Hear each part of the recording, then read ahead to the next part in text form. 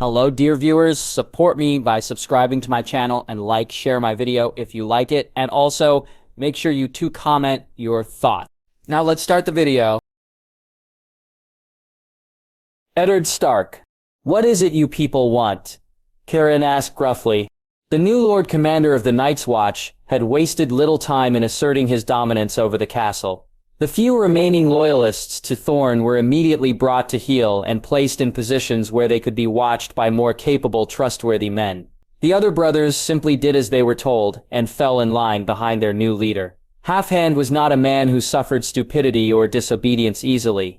Now Ned and Mance stood alone in Qhorin's new office. The conversation was truly between the former king beyond the wall and the Lord Commander. Ned was there simply to observe and speak when needed, as he was a respected figure to both men. Peace, Mance said simply. I want no more blood to be spilled, especially if we're all to fight together against the others. Lord Stark, how have the free folk behaved? Qhorin asked. They've adapted well, Ned said easily. They may not live by Westerosi rules, but they respect them enough to not break them. Qhorin nodded. I am not Thorne. I will not doubt your word. The grizzled ranger glanced at the parchment at his side before continuing. Are you willing to show that you want peace, Raider? I am, Mance said immediately. There are multiple castles along the wall that require repair and men to hold them, Qhorin explained. If I were to give your people 3 of these castles, are you confident that they could be fixed and manned? I'd say so, Mance said confidently. What 3 castles do you have in mind? Longbarrow, Hoarfrost Hill, and Woodswatch by the Pool. Qhorin answered, I believe those castles will suit your people well. You have enough men here to garrison another castle, Qhorin, Ned commented. Aye, that's true, but I would need a commander I can trust. Halfhand said bitterly. Many of the men trusted by the old bear dispersed themselves between Eastwatch and the Shadow Tower. I'll need to take stock of who I have here before deciding to man another fortress. Ned shrugged. Fair enough. I'll trust you to name the commanders of the castles, Mance, Qhorin said. But if there's an ounce of trouble from them, we'll have words. I'll make it known, Mance promised. He turned towards Ned. It seems your work here is done, Lord Stark. The free folk and the Night's Watch have finally found common ground. It came at a cost, Qhorin grunted, but Raider is correct. Then my presence is no longer required. Ned said. I will return to Winterfell and prepare the North for both the winter and the war. I will see you both when my son calls upon the realm. Mance clasped arms with the Northern Lord. I hope that I do not see you for a long while, my lord, but we both know that will not happen. No, but I have enjoyed my time among the free folk, Ned said, genuine with his words. Although wild, he said with a smile on his face. They are otherwise honorable and brave people. Perhaps one day they may be your people, my lord, Mance said, but that is a discussion for another time. Ned clasped arms with Qhorin. Next. I hold no ill will against Thorne, despite the atrocities against my family, but I would be lying if I said that I welcome the sight of a new man leading the watch. Between me and you, my lord, I would much prefer your brother in this seat. Qhorin admitted, but I will do my duty to the watch and lead the buggers for as long as I can. I'm sure if Ben were here he would feel as confident as I do now that you are Lord Commander, Ned replied. I leave in the morning and collect the rest of my men as I pass through the gift. We will see each other again, I'm sure, and hopefully, when this nightmare ends, we will drink together in victory.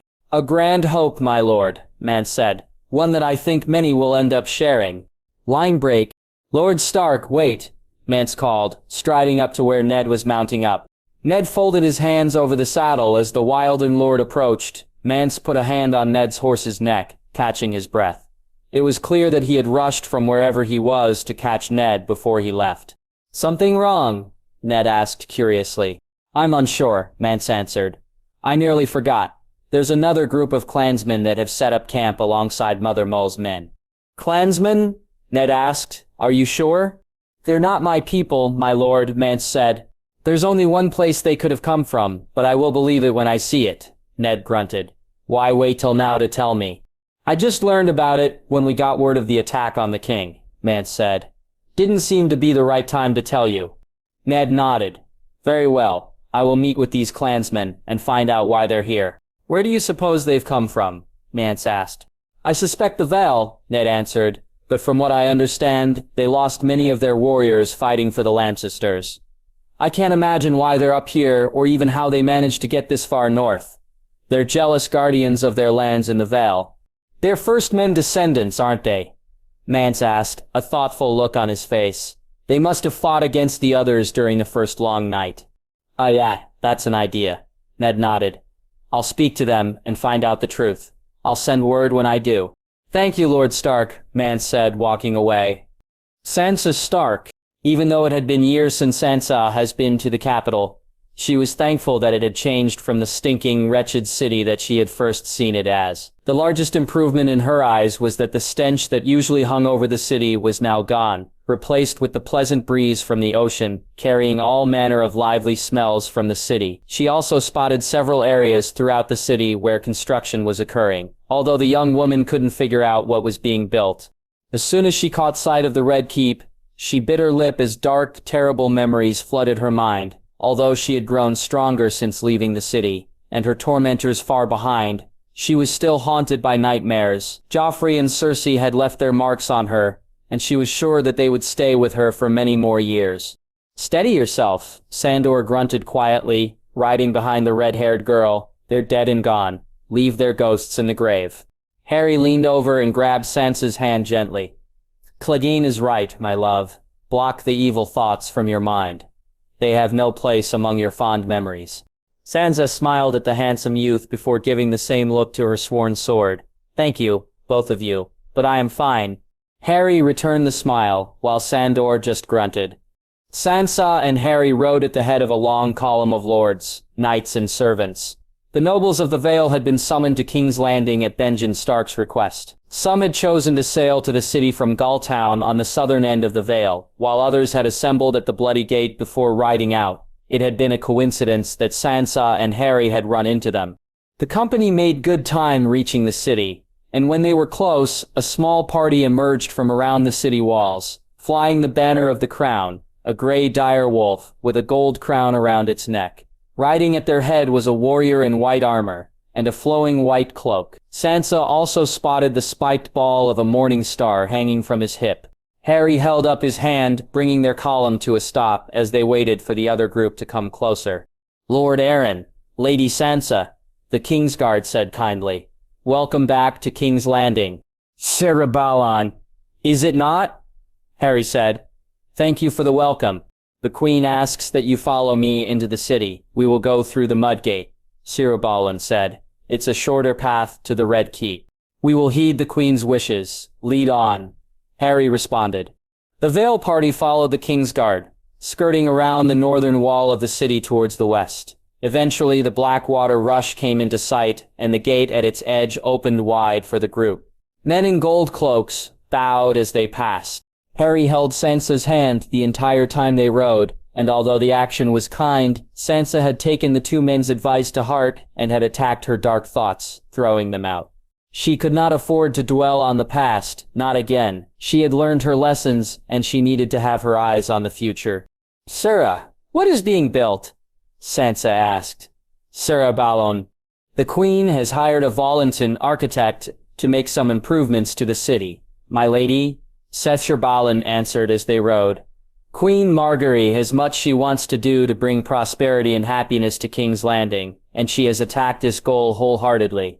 I expect nothing less from my good sister, Sansa said with a smile. She's always had her heart set on helping others. She is eager to see you again, my lady. Sara Balon said as the group approached the gates leading into the Red Keep. She should be waiting for us here in the courtyard. The Stormlander Knight was proven correct. When Sansa caught sight of Margaery waiting patiently for them in the courtyard, another Kingsguard, her steward, two others flanking her. She felt Harry tighten his grip slightly when the small group came into view. A giant smile spread across his face. As soon as the group rode through the gates and came to a stop, Margaery was the first at Sansa's side as she dismounted, throwing her arms around her good sister. Sansa returned the embrace enthusiastically, having to bend over slightly as she was quite taller than the Queen. It's so good to see you again, sister, Margaery said, pulling back and smiling from ear to ear. I have missed you so much. Thank you, Your Grace, Sansa replied with a short bow.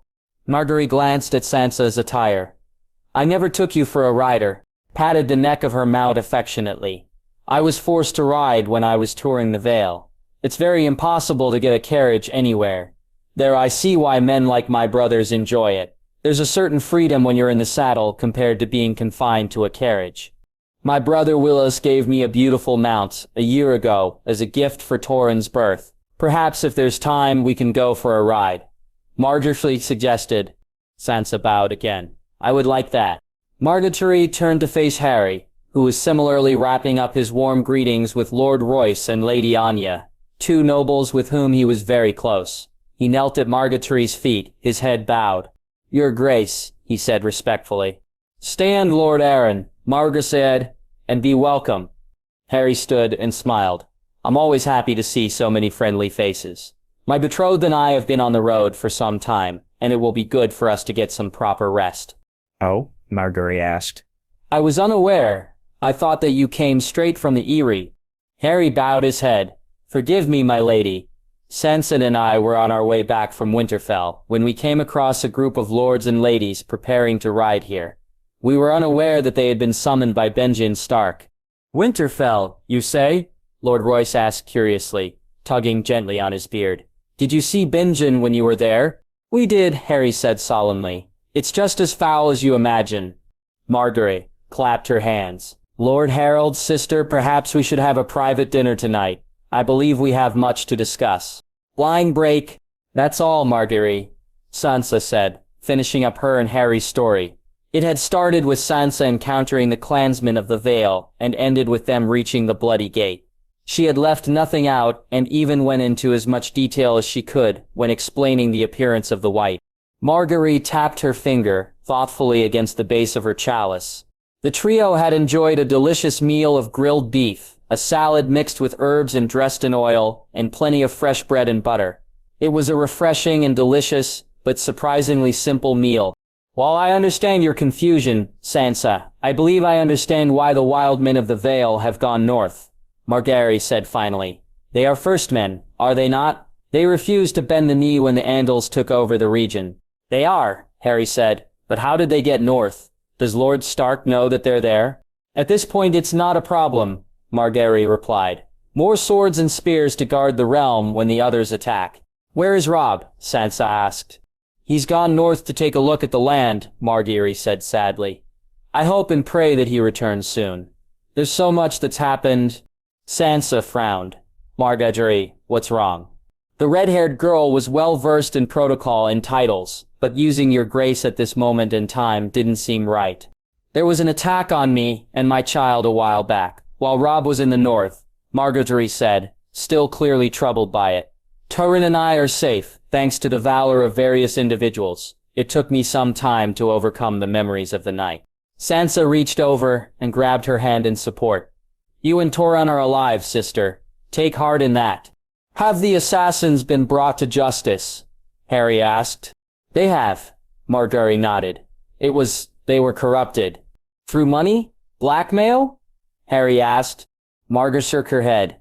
No, it was magic. I have no other way of explaining it.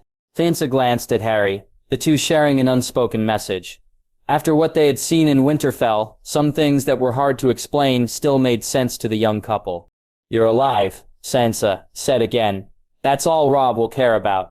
Thank you, Margaery said, wiping away unshed tears. Forgive me, I thought I had moved past these emotions. It's perfectly natural, Your Grace, Harry said, reassuringly. I've spoken with men who fought in Robert's Rebellion, the Greyjoy Rebellion, and the War of the Five Kings. Grizzled veterans, one and all. They shed tears when reminiscing about past sights and experiences. Margaery smiled at the young Valeman. Thank you, my lord. Your words are very kind. I cannot tell you how happy I am to have you both here in the city. It has been so long since I have seen family. She gave a slight nod to Harry, and future family. Sansa squeezed Margaery's hand. We have much more time to catch up. Perhaps a walk in the gardens tomorrow. Margaery nodded happily. I wouldn't miss it for the world. Tyrion Lannister. Tyrion reread the message from Maester Crelin. The Maester's handwriting was shaky, but thankfully very direct. Many of the lords of the Westerlands have seen the white, and Crelin promised that every prominent lord in the West was in attendance when the first ranger showed his dark prize.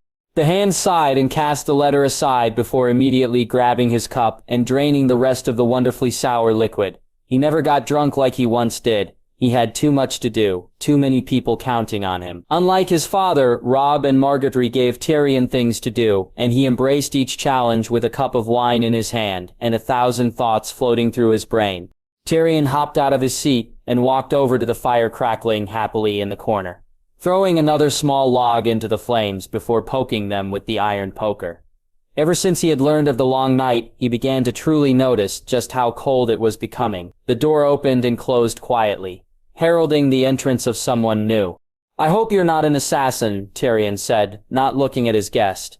"I would hate to die without being properly drunk, and it's been such a long time since I've felt the comfort of the opposite sex."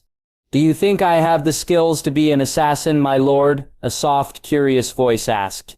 Tyrion turned to find a tall, beautiful, red-haired woman standing just inside the doorway. She wore a floor-length blue cloak over a blue and white dress. Her hair was braided and fell over one shoulder. Just like her mother, Sansa Stark always managed to hold herself with an enormous amount of grace and poise.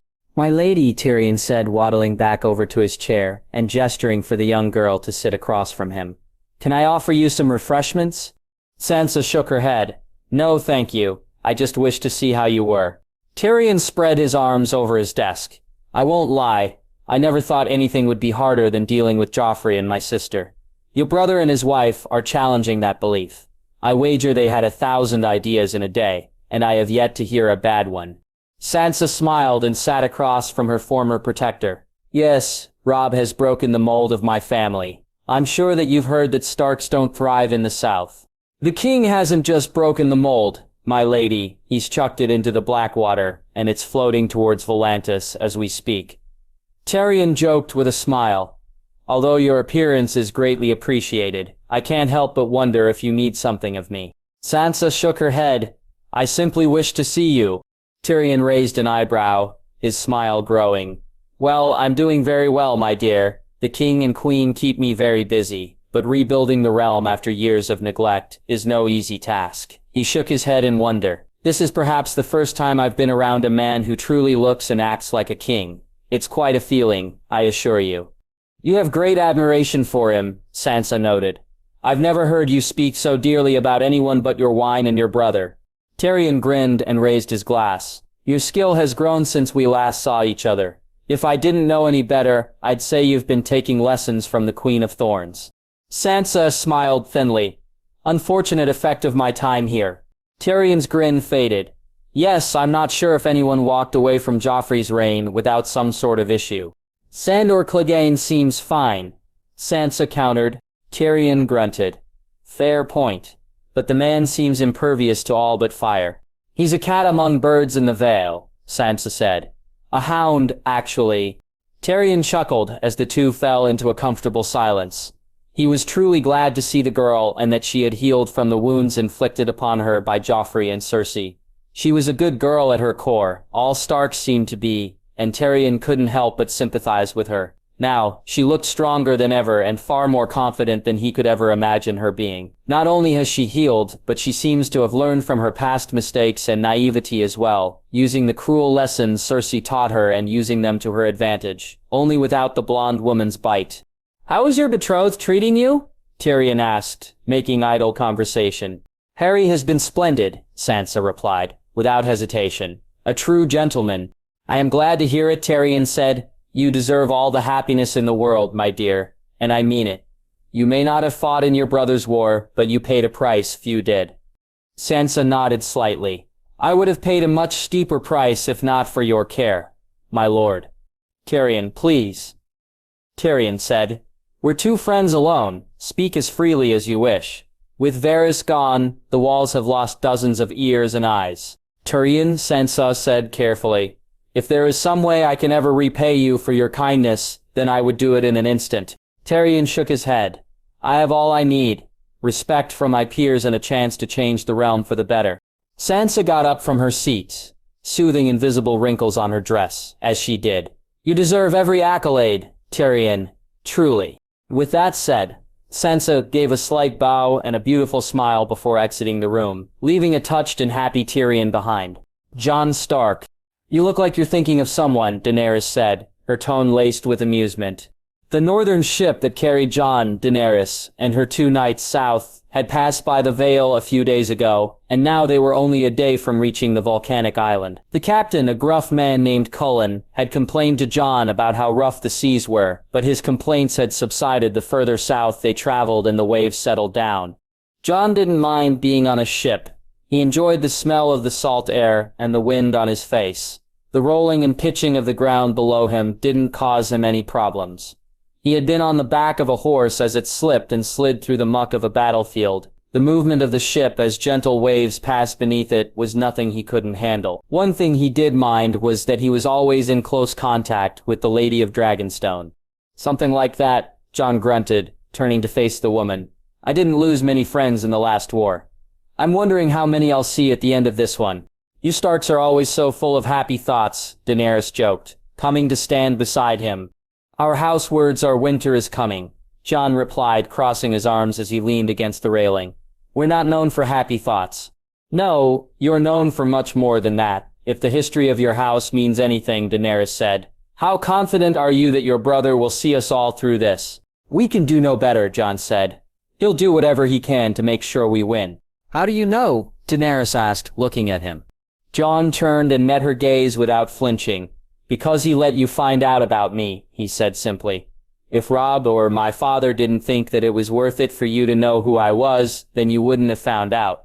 I have my ways, Daenerys said, her words coming out as a half-joke. Jon let out a short bark of laughter and shook his head.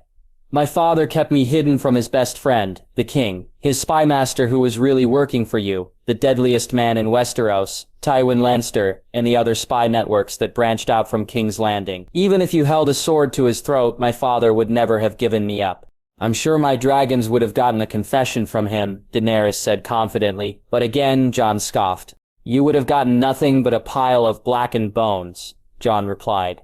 What if someone attacked his people? Would he allow innocent people to die for him? Daenerys asked. Have you ever loved someone? Jon asked, changing the conversation. Daenerys nodded, her eyes watering slightly, forcing her to turn away. She quickly wiped them away before properly answering Jon's question, although it was already clear to him that she once had someone in her life whom she loved and who obviously loved her. My sun and stars, she answered softly. What would you do to keep something that they had given to you safe? What lengths would you go to in order to protect a secret of theirs? How much money would you be willing to pay to see them again? Jon asked gently. My father loved his sister. He had lost his father, brother, and sister in one war, and all he came back with was their bones and me. I see your point, Daenerys said, obviously eager to end the conversation. Jon looked at the girl. She was around the same age as him, but when he looked into her eyes, he saw so much more. Daenerys had lived a hard life far from her home, and with less family than Jon. Whoever her sun and stars had been, they clearly meant a lot to her, and their passing still hit her hard. Jon hadn't lived an easy life, not when he had the title of bastardy hanging over his head, but it was nowhere near as bad as Daenerys's. Jon sighed and turned so that he was looking out over the sea. You're right, we Starks are full of happy thoughts. Daenerys chuckled. Can't say I blame you. All things considered. Jon glanced up at the moon. We should find our beds. We'll reach Dragonstone in the morning, and we have a lot of work to do. Daenerys nodded as she walked away from the railing. Good night, Daenerys, Jon called after her. Call me Dany, Daenerys called back, looking over her shoulder at him. Good night, Jon. Robb Stark. The island of Dragonstone was not a very beautiful place. The land around the Dragonmont was windswept and nothing but wispy grass and a few valiant shrubs that clung stubbornly to the ground.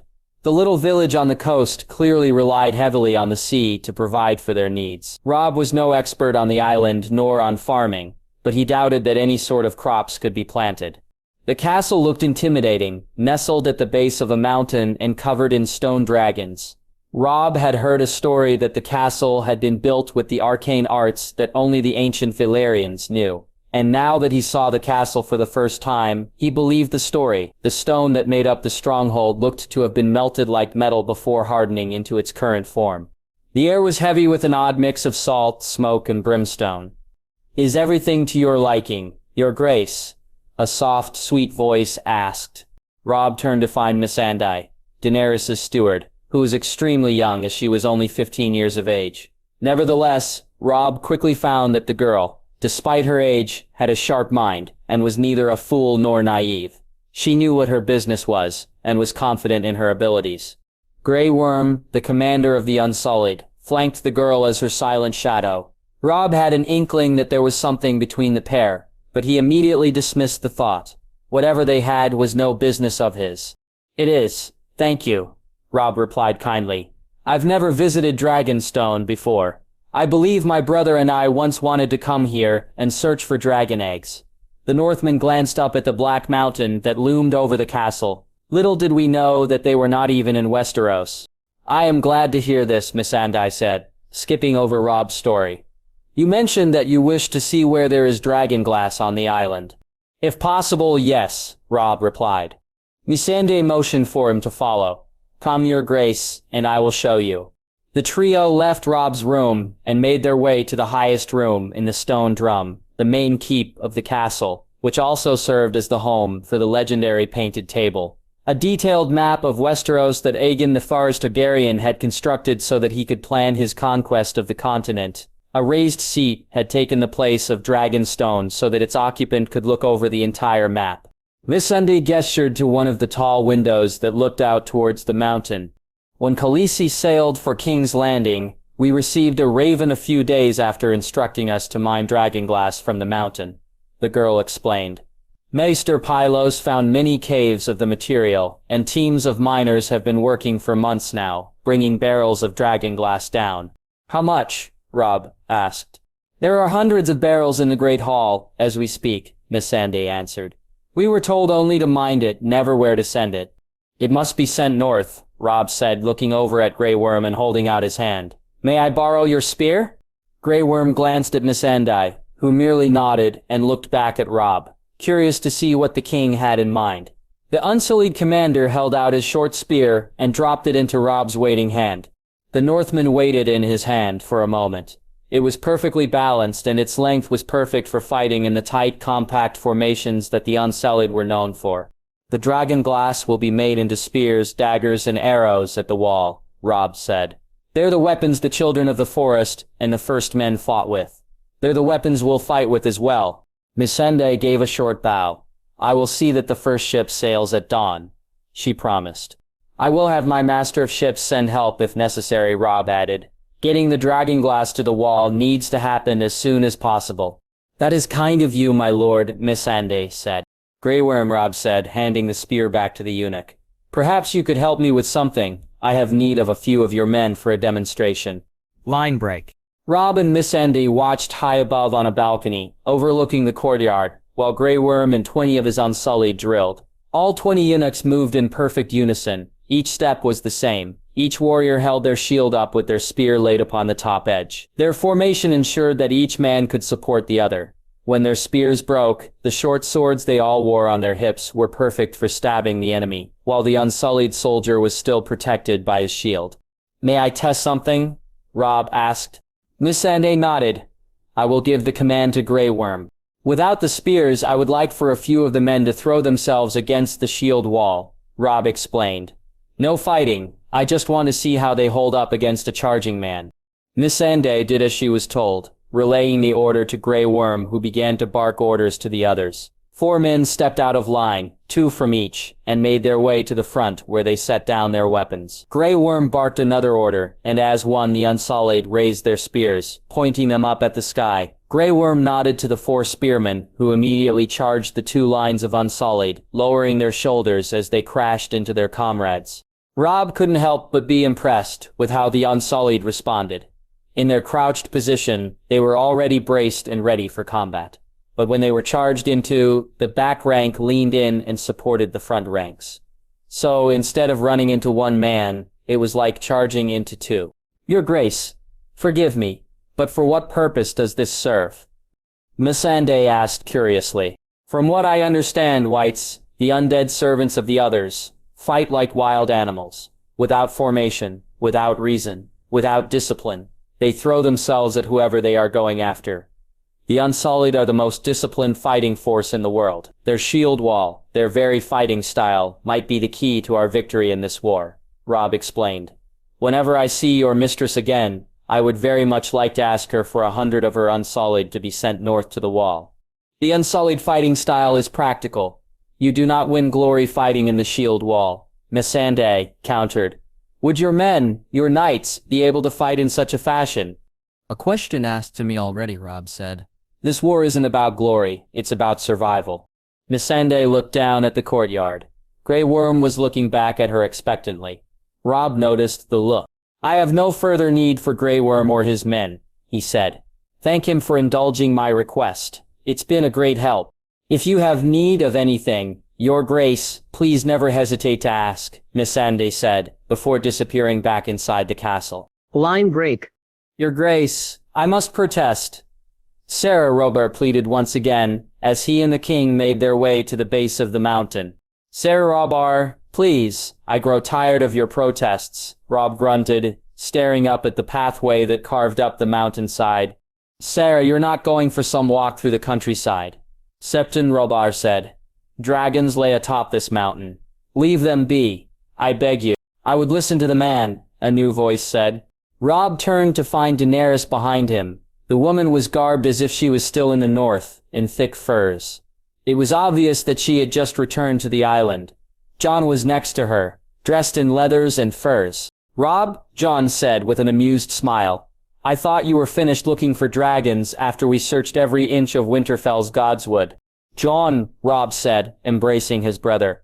When did you return? Just now, Jon said as they disengaged. When Missandei told us that you were here, we went to see you. Imagine our surprise when you were not in your room. Daenerys said, taking up the story. Why have you gone looking for my dragons, your grace? Robb shrugged slightly. I'm attracted to danger, I'm afraid. Daenerys gestured towards the path. Then let us see them. I have been very curious to see how Rhaegal reacts to your brother. Jon. Sarah Robbar asked curiously. A matter for another time, Robb said. Lead Lady Daenerys, and I will follow. The Lady of Dragonstone strode up the path, Jon and Robb flanking her with Surya Robber, bringing up the rear. In the night, the sea around the island was as black as night. The moon shined brightly in the sky, lighting the path for the foursome. How did Arya take your leaving? Robb asked quietly, as they walked. As you'd expect, Jon sighed. But I think she understood what happened at Castle Black. Thorne's dead, Robb replied with a sigh of his own. Something snapped within the man and he tried to kill me. Thankfully help arrived and Brienne eventually slew Ser Alliser.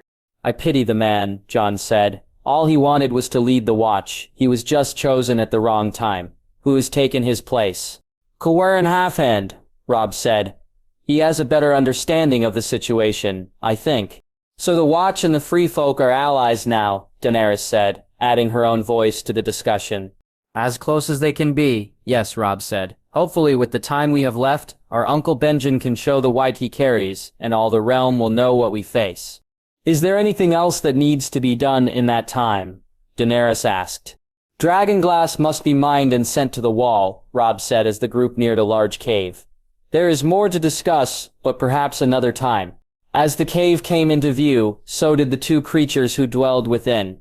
Rhaegal and Drogon were both wide awake and did not look very happy. Their eyes glowed as they glared at Robb, obviously remembering him from the battle before their gaze switched to Jon and Daenerys. Before either could say a thing, Rhaegal, the bronze and green dragon, moved. Whoa! Jon cried, taking an instinctive step back as the dragon stuck its snout in his chest. Ghost! The brave wolf growled and bared his teeth at the dragon, who snarled in turn at the dire wolf. It's all right, Ghost, Robb said, patting and rubbing the giant wolf. Jon's all right. Jon stood his ground as Rhaegal got closer, sniffing his scent as he had with Robb. Daenerys watched the interaction curiously, wondering what would happen. After what seemed like an eternity, the dragon bowed his head before Jon. Robb's brother put a shaky hand on the beast's scaly forehead, earning what could only be a purr from the mighty creature. Well, he likes you, Robb joked. I thought you said your dragons were in a depression, Daenerys. It seems Jon's presence has rejuvenated them, the silver-haired woman replied, running her hand over Dragon's snout. Let's see how well he's bonded with Rhaegal. Jon's head, still petting Rhaegal's head, shot up. What do you mean? Daenerys moved further down Drogon's neck until climbing onto the creature where the neck and body met. She settled herself among the spikes that ran down his back before gesturing for Jon to do the same. Come then, Jon Stark. Let me show you what a Targaryen does, she said before whispering a command to Drogon in a language Robb couldn't place. The black dragon snorted smoke as he hauled himself to his feet. Drogon stomped out of the cave, gathering himself for a moment, before launching himself off his hind legs, off the mountainside. Immediately, his wings were spread wide and the black dragon soared off into the night sky. Jon looked at Robb, who gave him an encouraging nod. No time like the present, Robb said. Jon gave his brother a nervous look, before climbing up into a similar spot, where Daenerys sat on Drogon. The dragon beneath him grunted and growled as he adjusted to the weight before he did nothing at all. Robb couldn't help but smile at how awkward and uncomfortable his brother looked. How do I? Jon asked, patting the dragon uncertainly. Without warning, Rhaegal took off, forcing Jon to grab hold of his spikes as the dragon took off after his brother and Daenerys. Robb watched as his brother flew off, his cloak snapping in the wind as the green and bronze dragon became smaller and smaller. Ghost padded sadly over to the edge and laid down all fours, laying his head sadly between his front paws as he waited for his master to return. Your Grace, I know it's not my place, but what in the name of the old gods and the new just happened? Ser Robber asked, quietly. Robb glanced at the Valeman. It's a long story, Robber. The knight glanced around. I think we have time. Robb smiled and patted the man on his armored shoulder as he walked over to the side of the cave, taking a seat on the ground next to the entrance. So Robber leaned on the rock face next to him. It all started at Harrenhal, Robb began. Gendry Baratheon. To the former bastard, King's Landing had changed in some ways and had stayed the same in others. There was still that familiar sound of bustling activity that Gendry had grown accustomed to, but there was no longer an overwhelming stench hanging over the city. There was also something different, something Gendry couldn't put his finger on. It was like the city had new energy to it, like a drunk on the mend. It was like the city was trying to become better. Does it feel like coming home? Edric asked, riding next to Gendry. Both young men were dressed like the young lordlings they were. Edric wore a sleeveless golden doublet over a black silk shirt. A golden cape trailed down his back, held together beneath his neck by a clasp that looked like interwoven antlers. Gendry was more modestly dressed in black, long, studded jerkin and a black cloak. The axe of Durin Godsgrief hung from his saddle, a leather sheath covering its head. Behind them rode a small column of a dozen Baratheon guardsmen. Each man wore a golden tabard bearing the prancing black stag over their chainmail and leather. They also had shields slung across their backs and swords at their sides. Two held spears high in the air, the banner of House Baratheon snapping from just below the head. I guess, Gendry admitted, it's been some time since I've been back. I wonder if Master Mod is still working on his forge, on the Street of Steel. He glanced at his half-brother. Have you ever visited the city? Edric shook his head. Uncle Renly never wanted me to. Ser Cortnai said that I was much safer in Storm's End. He smiled grimly. After what Cersei did to the rest of our father's bastards, I say they were right. She tried to kill them. Gendry nodded, remembering when the party of Night's Watch recruits had been attacked. It seemed so long ago when Euron and the others had been slaughtered. Did she ever go after you? Edric shook his head. No, Stannis besieged the castle before they ever came after me. The two Baratheon brothers entered the city, nodding back to the gold cloaks who saluted them. The people on the street parted for the mounted party, with a few calling warm greetings to them. Gendry was surprised by what he saw. He was used to beggars lining the roads, calling out for food and help. Now the young man saw nothing but life and happiness from the citizens of the city. A small patrol of gold cloaks strode down the streets, armed and looking far more impressive than Gendry had ever seen. There were no small children stealing from innocent vendors, but they were running through the streets without a care in the world, looking properly fed instead of skin and bones. King Robb has been good to his people, Edric noted, seeing Gendry's look of amazement. I heard stories from Uncle Renly, but this is not what I expected. It's a different city altogether. Gendry agreed. The riders easily made their way through the heart of the city, with Gendry pointing out some prominent parts of the city. Edric nodded as his half-brother spoke, asking a few polite questions about his half-brother's former home. He was particularly interested when Gendry spoke about his time as Tobo Mott's apprentice. He mastered his craft in Qohor before coming here, Gendry explained as they approached the Red Keep. He's able to add tint to armor without paint. What he does, Lord Edric, Gendry, someone called, striding towards the horsemen. Sarah Brynden hadn't changed much since Gendry had last seen him. The old knight wore black ring mail under blackened steel, a steel trout leaping across his chest, which was different from the mail and leather he had been wearing when the former blacksmith first met him. But other than that, the gray hair, wind-burnt skin, and laughing blue eyes were still the same. "Sir Brynden," Gendry said respectfully. "Gods, lad, you certainly look different," Scepter Brynden said, clasping arms with Gendry before doing the same with Edric. "You must be Edric." "I am," Edric said. "Gendry and I are here to represent House Baratheon. We understand that Benjen Stark is on his way. He will be soon, hopefully," Sep Brynden said. "He's on his way to Highgarden currently. He'll be here next." The old knight glanced at Gendry. "I assume Gendry is now recognized as Robert's son." "He is," Edric nodded. "Good," Sep Brynden replied. "I'm sorry the Queen is not meeting you. She is currently occupied. She promised that she will greet you both tonight at supper." "Perfect," Edric said, dismounting. "Sarah Brynden, I'm actually very glad you're here. Perhaps you could help my brother and I with something." Sarah Brynden raised an eyebrow. "If I can, I shall. I'm aware that it's a custom of our house to hunt a stag and claim its antlers when we come of age," Edric explained. "I know our father had an antlered helm, although I have yet to reach the age and Gendry is past it. We both wish to go for a hunt and claim our antlers. We know that war is on the horizon and we wish to look like true Baratheons." Sir Brynden rubbed his jaw, looking between Gendry and Edric. After a moment he nodded. "It would be an honor," he said. "There is plenty of game in the Kingswood. We'll leave the day after tomorrow." "Thank you, Sir Brynden," Gendry said, also dismounting, albeit far less gracefully than his brother. Edric had been riding a horse since he was old enough. Gendry, on the other hand, was more used to riding a bumpy carriage that carried the equipment for the forge. His groin and legs were stiff, but thankfully the burning pain in his groin was gone. "I knew your father well. He was a good man before he allowed food and women to destroy him," Seth Brynden said. "I think he'd be proud of you both." Edric smiled at the old knight, clasping arms with him once more before going off to speak to the steward of the castle. Gendry stayed back. He quickly unstrapped Durin's axe from his saddle and held it out to Sir Brynden, who looked down at it with a raised eyebrow. "Where'd you find this?" the Blackfish asked curiously, removing the leather sheath from the head and admiring the dragon glass and bronze underneath. "It's the axe of Durin's God's Grief," Gendry explained. "The Green Man gave it to me." "He did. Did he?" Scepter Brynden mused. "I assume you've been practicing with it." "Sir Courtenay has been helping me," Gendry said. "I would be honored if you continued my training." Sire Brynden nodded, replacing the sheath. "I'll do what I can. If you're like your father, then you'll be a right terror." Gendry grinned slightly. "I can only hope."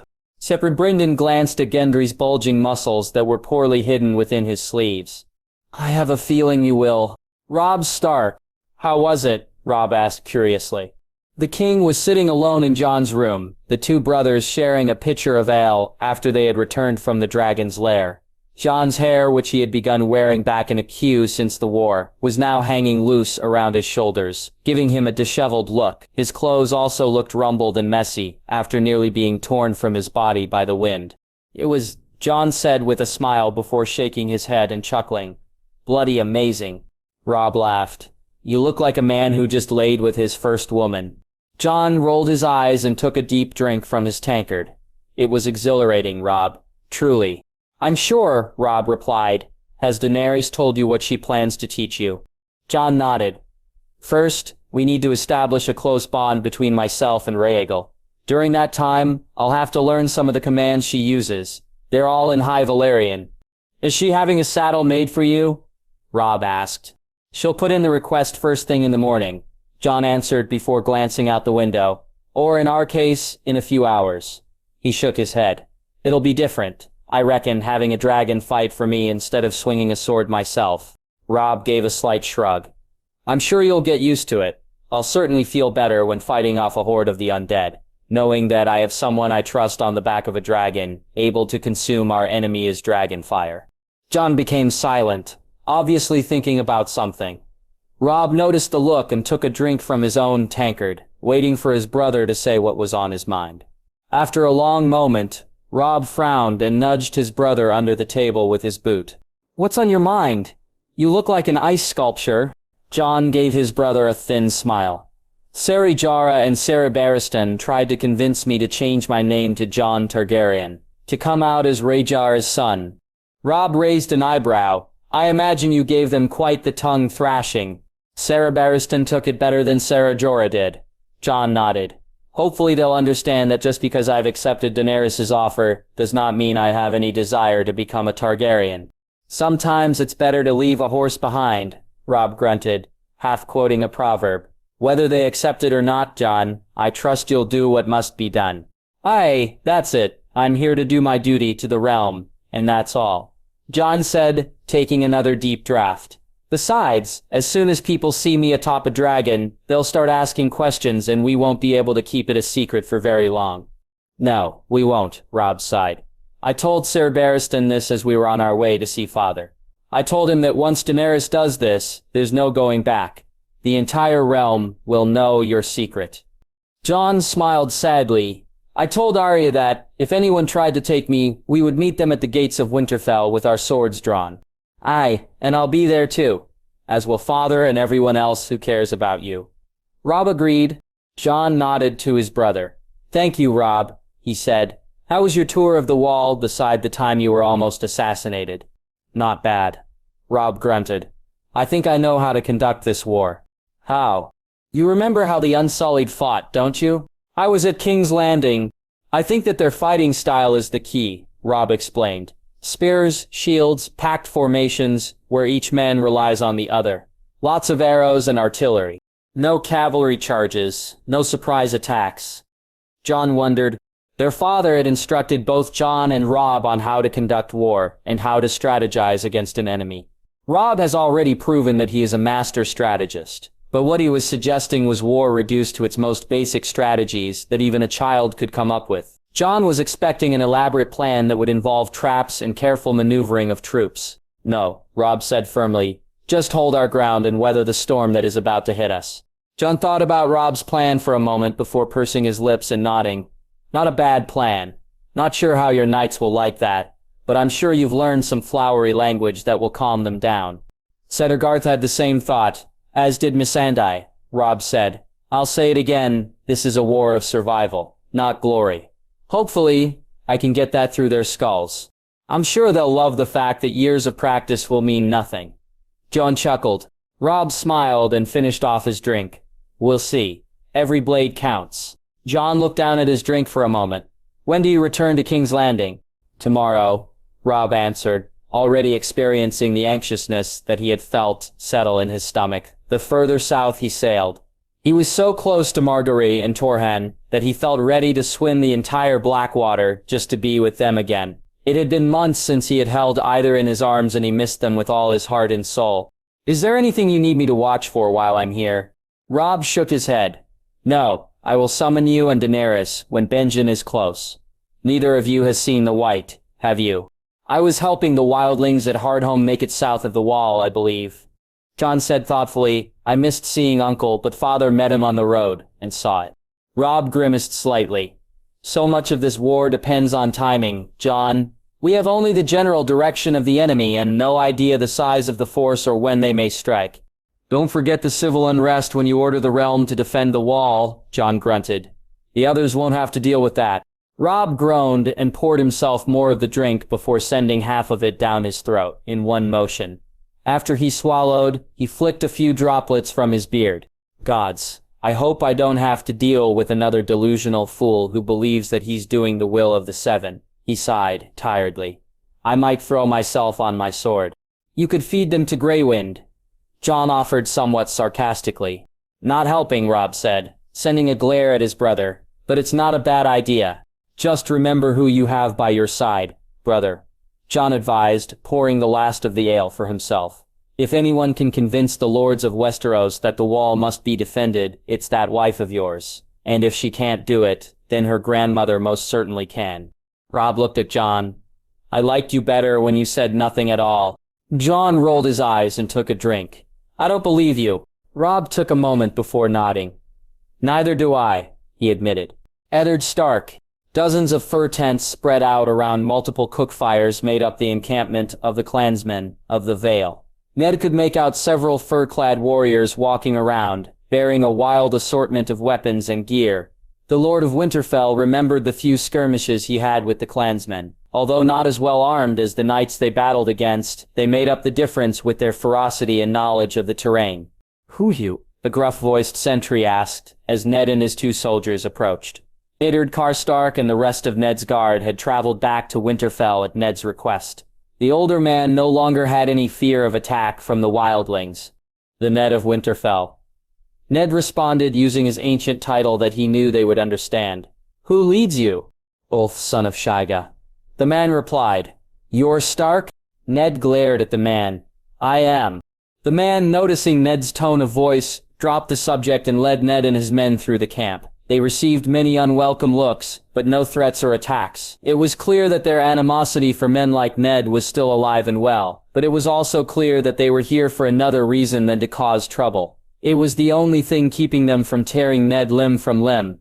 Here is Ulf, the sentry said, pointing at a tent before trudging away. Ned dismounted, handing the reins to one of his guards before entering the tent. Inside, a large man sat among other hairy warriors, drinking and eating. They all wore mixed-matched armor, and looked the very image of savages. There was an assortment of furs spread out across the inside of the tent, but besides the few wooden platters that held food, there was nothing else inside the tent. The large man slowly got to his feet, ripping off a portion of what looked to be a chicken leg. As he chewed, he regarded Ned with a mixture of distrust, but also some relief. When he finished eating, he dropped the leg back onto the platter. You're the Ned, he said, stating it rather than asking it. I am, Ned answered. You're Ulf. The large man nodded. Why are you here? Ned asked, getting right to the point. This was his last point of business around the wall. All he wanted now was to return to Winterfell and spend time with his family before Robb summoned them. Fight, one of Ulf's companions grunted, not looking up from his food. They return. The others, you mean? Ned said. The signs have been seen, Ulf said. We have come. We held our oath. Oath to who? With Stark, Ulf said, striking his chest.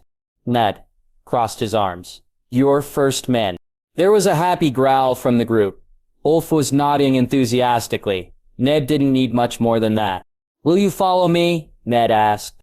Doubt crossed Ulf's eyes before nodding. Aye. Ned thought for a moment before speaking. You'll want to return to the Vale after the war, won't you?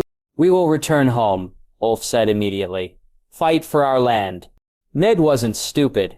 He knew all about the blood-soaked history between the mountain tribes of the Vale and the Andal descendants who had taken over the region from the first men. There were a few remaining houses, most notably the Royces of Runstone, but the majority of them were of Andal descent. I cannot stay here and lead you, Ned sighed.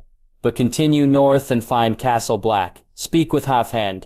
Tell him that I've said to give you lot a castle to defend. Castle Black, Halfhand, Ulf muttered himself. I will. Good, Ned said. The king, the Robb of King's Landing, will call the land to war. More will come north to fight. You must be ready. Ulf hit his chest again. We will. Good, Ned said again. I will see you all when they come.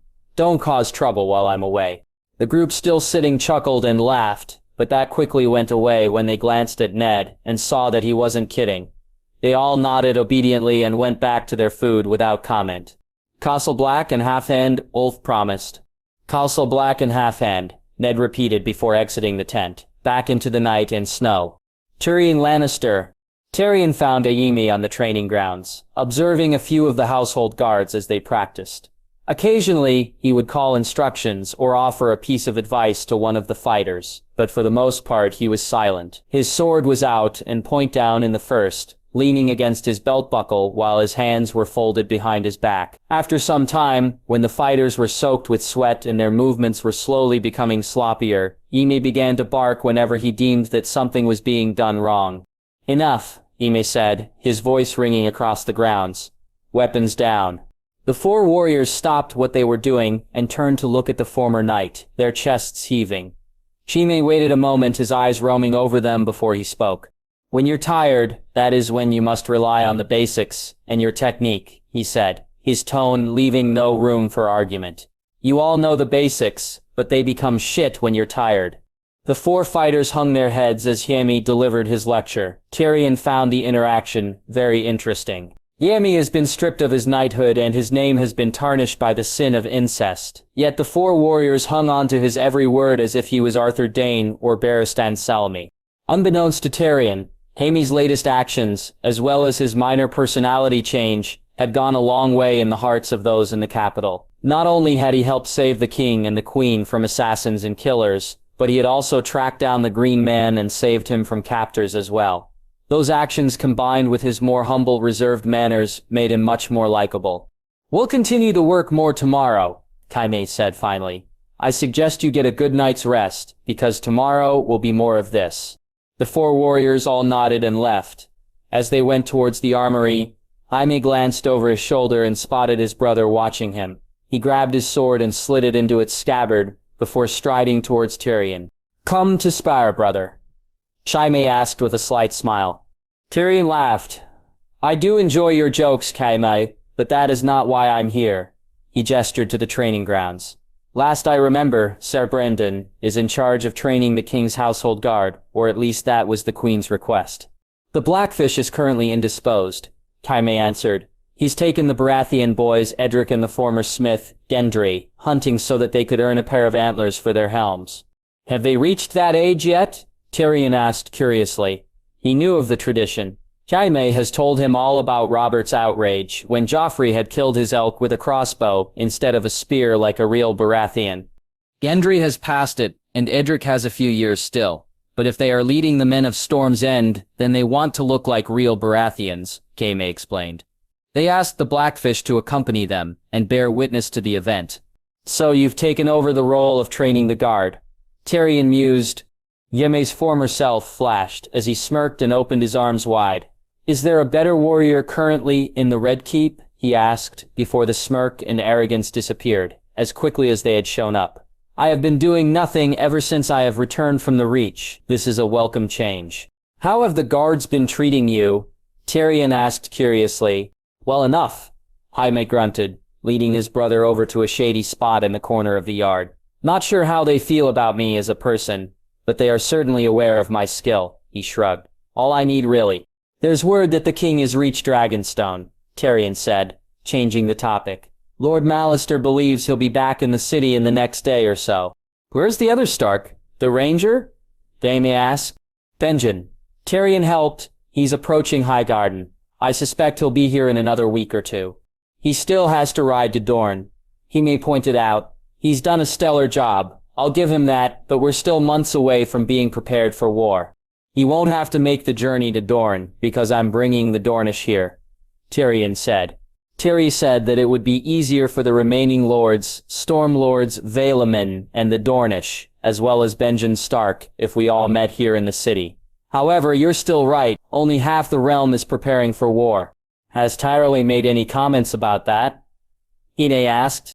"Our Master of War has recommended sending individual armies, a few thousand Riverlanders, Westermen, Northerners, to reinforce the wall while the southern kingdoms gather their men." Jaime nodded. "It may come to that. You know that you'll be needed in the Westerlands if it comes to that," Tyrion said. "Tommen will need to go with you."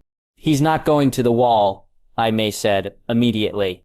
Tyrion bowed to Jaime's decision. He knew the lad's skill, and although it was above that of other noble boys his age, it was nowhere close to where it needed to be, for what was waiting for them at the wall. It was all well and good for the boy to fight poorly armed and untrained peasants, but he was at least fighting a living being with fears as well as an opponent that could be taken out of a fight with a simple cut across the chest. An undead creature that is out of nightmares is a whole other beast entirely. "He's not," Tyrion said reassuringly. I want him in Casterly Rock, because if the wall falls, someone needs to be there to rally and lead our people to safety further south.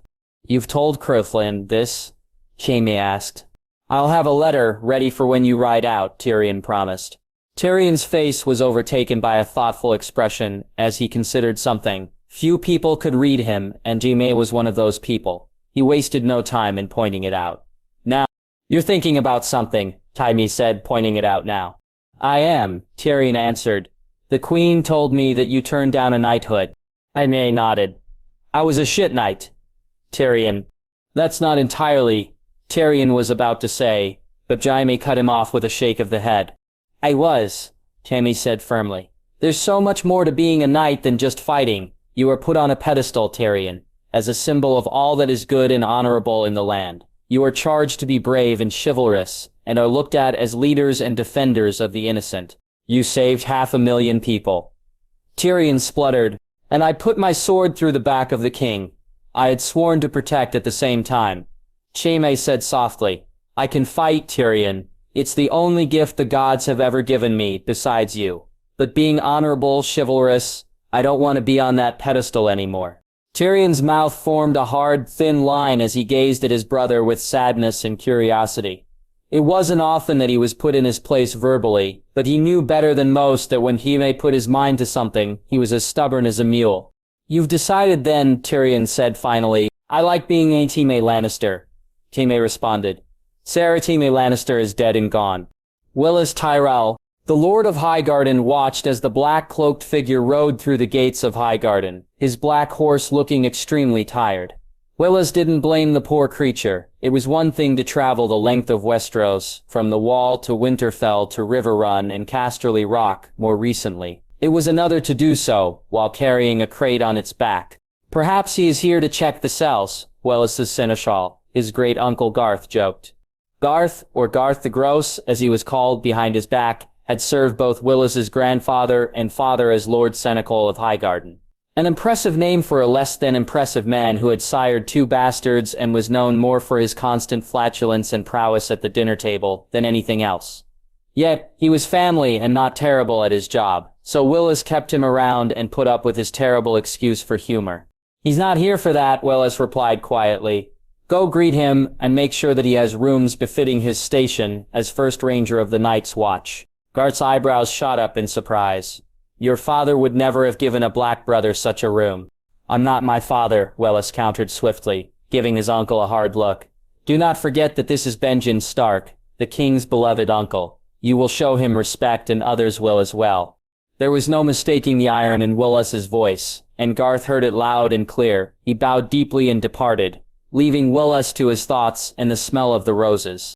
Willis sighed and shook his head before limping back into Solar and over to his desk, which was neatly organized with letters, documents, forms, books, and all manner of materials he needed, as Lord Paramount of the Reach. His brother Garland acted as its warden, leading the armies of the Reach in times of war due to Willis's injury, but the management of the region still fell on Willis's shoulders. The crippled lord picked up his grandmother's letter, reading it for what seemed like the 10th time in the past few days. Her words sent a chill down his spine as she described what Benjen Stark carried and what it meant. The Queen of Thorns knew that her eldest grandson was no fool, and did not treat him as such. She told him exactly what she and his sister thought was happening, keeping her words blunt and to the point. He reread the last line over and over again, still trying to comprehend what it said. The long night comes again, and may the gods help us all. Robb Stark. After all the fanfare of his return to the capital and his very public embrace with his wife, Robb found himself in the small council chambers, surrounded by his counselors and Kingsguard. Margaery, as always, sat at his right hand. She hadn't left his side since he had leaped off his horse and embraced her in the courtyard just outside the main doors to the Red Keep, and Robb didn't want her anywhere other than right next to him. As Robb prepared to speak, he couldn't help but think back to his last conversation with Jon. Flashback.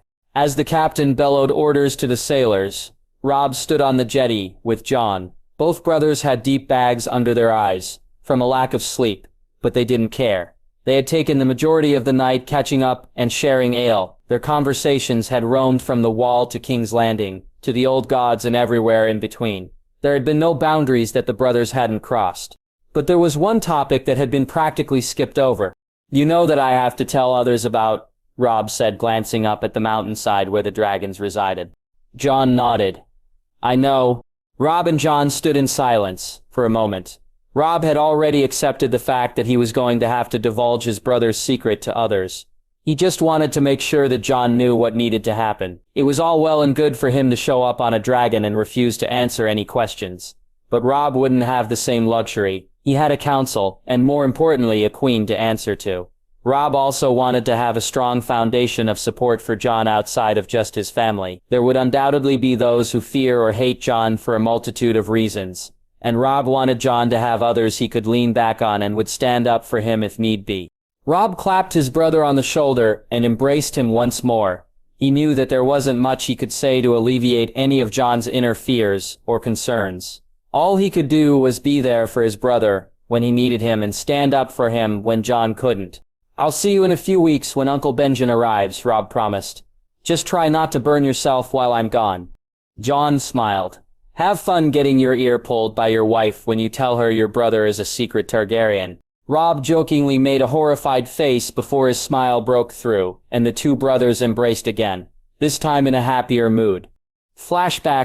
It took a little over a day for the ship to reach King's Landing, but Robb used every second to figure out what exactly he wanted to say.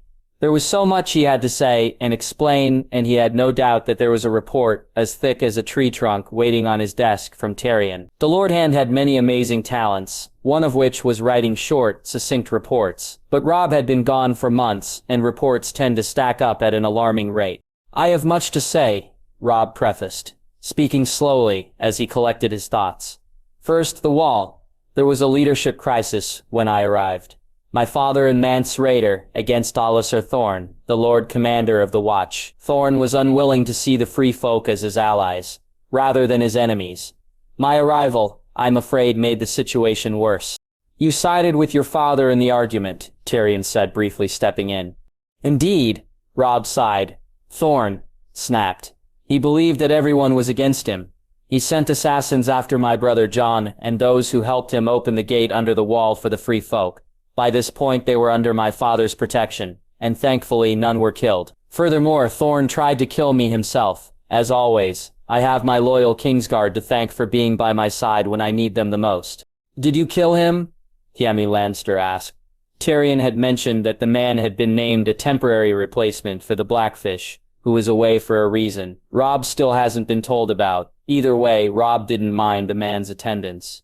Brienne did, Robb said, nodding to his commander. The next morning, I worked with the other leaders of the Watch and had a new Lord Commander ready to fill the role who should be much more tolerant to the Free Folk, as well as more aware of the situation. Who's been left in charge? Lord Royce asked. A ranger by the name of Corin Halfhand, Robb answered.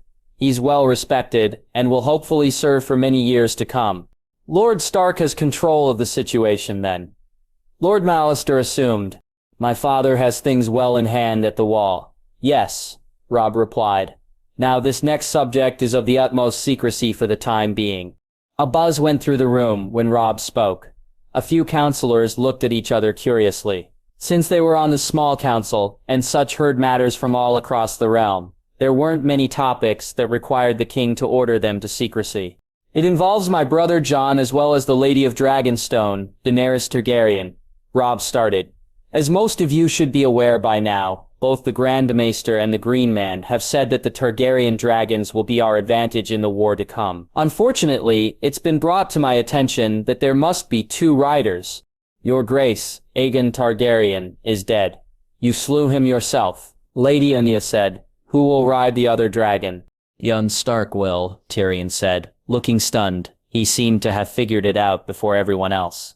Robb didn't dare meet Margaery's gaze, which he could feel burning holes in the side of his face. He knew how much it must have angered her to be hearing this now, instead of earlier in their marriage. He instead nodded at Tyrion, who sat on his left and continued speaking, letting his gaze wander around the room. My brother Jon is not the bastard son of my father, Eddard Stark. He's the son of Lyanna Stark and Rhaegar Targaryen.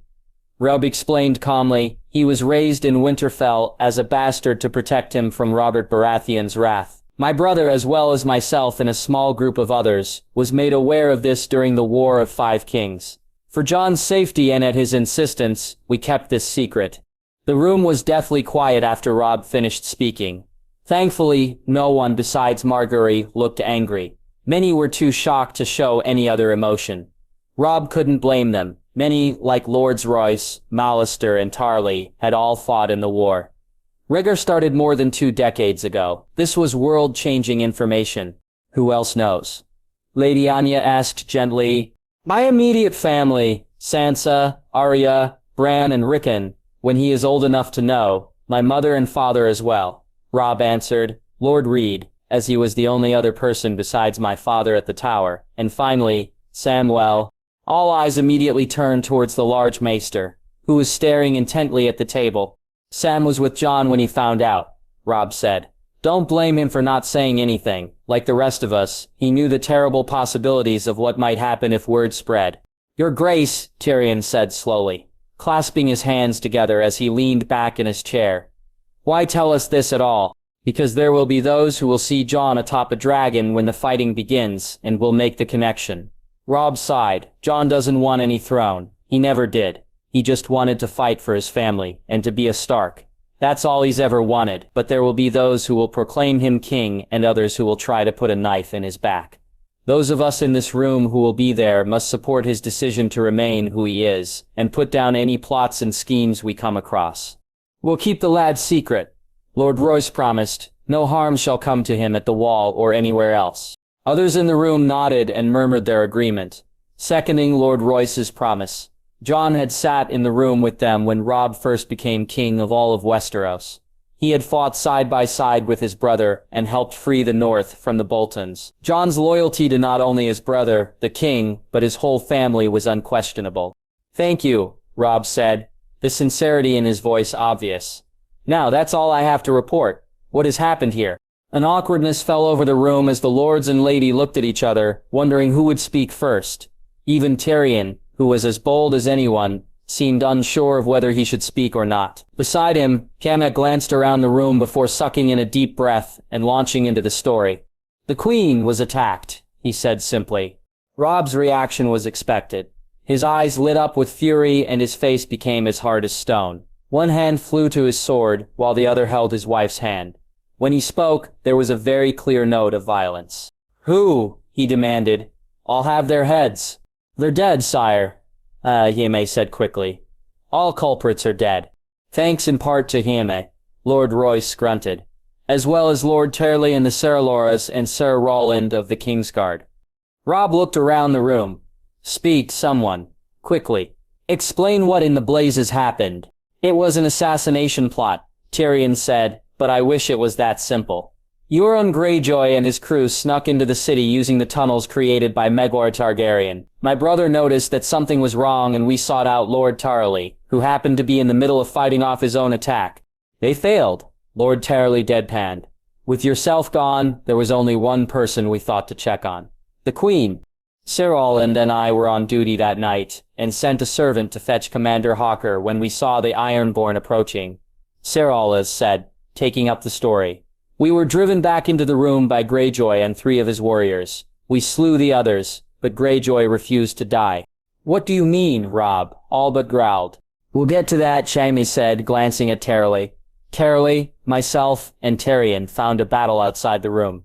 Hawker and the Blackfish, as well as the household guard, against the rest of the crew. With our help, we slaughtered the crew, and 5 of us, Hawker, Tarly, myself, Tyrion, and Sarah Brendan, charged inside.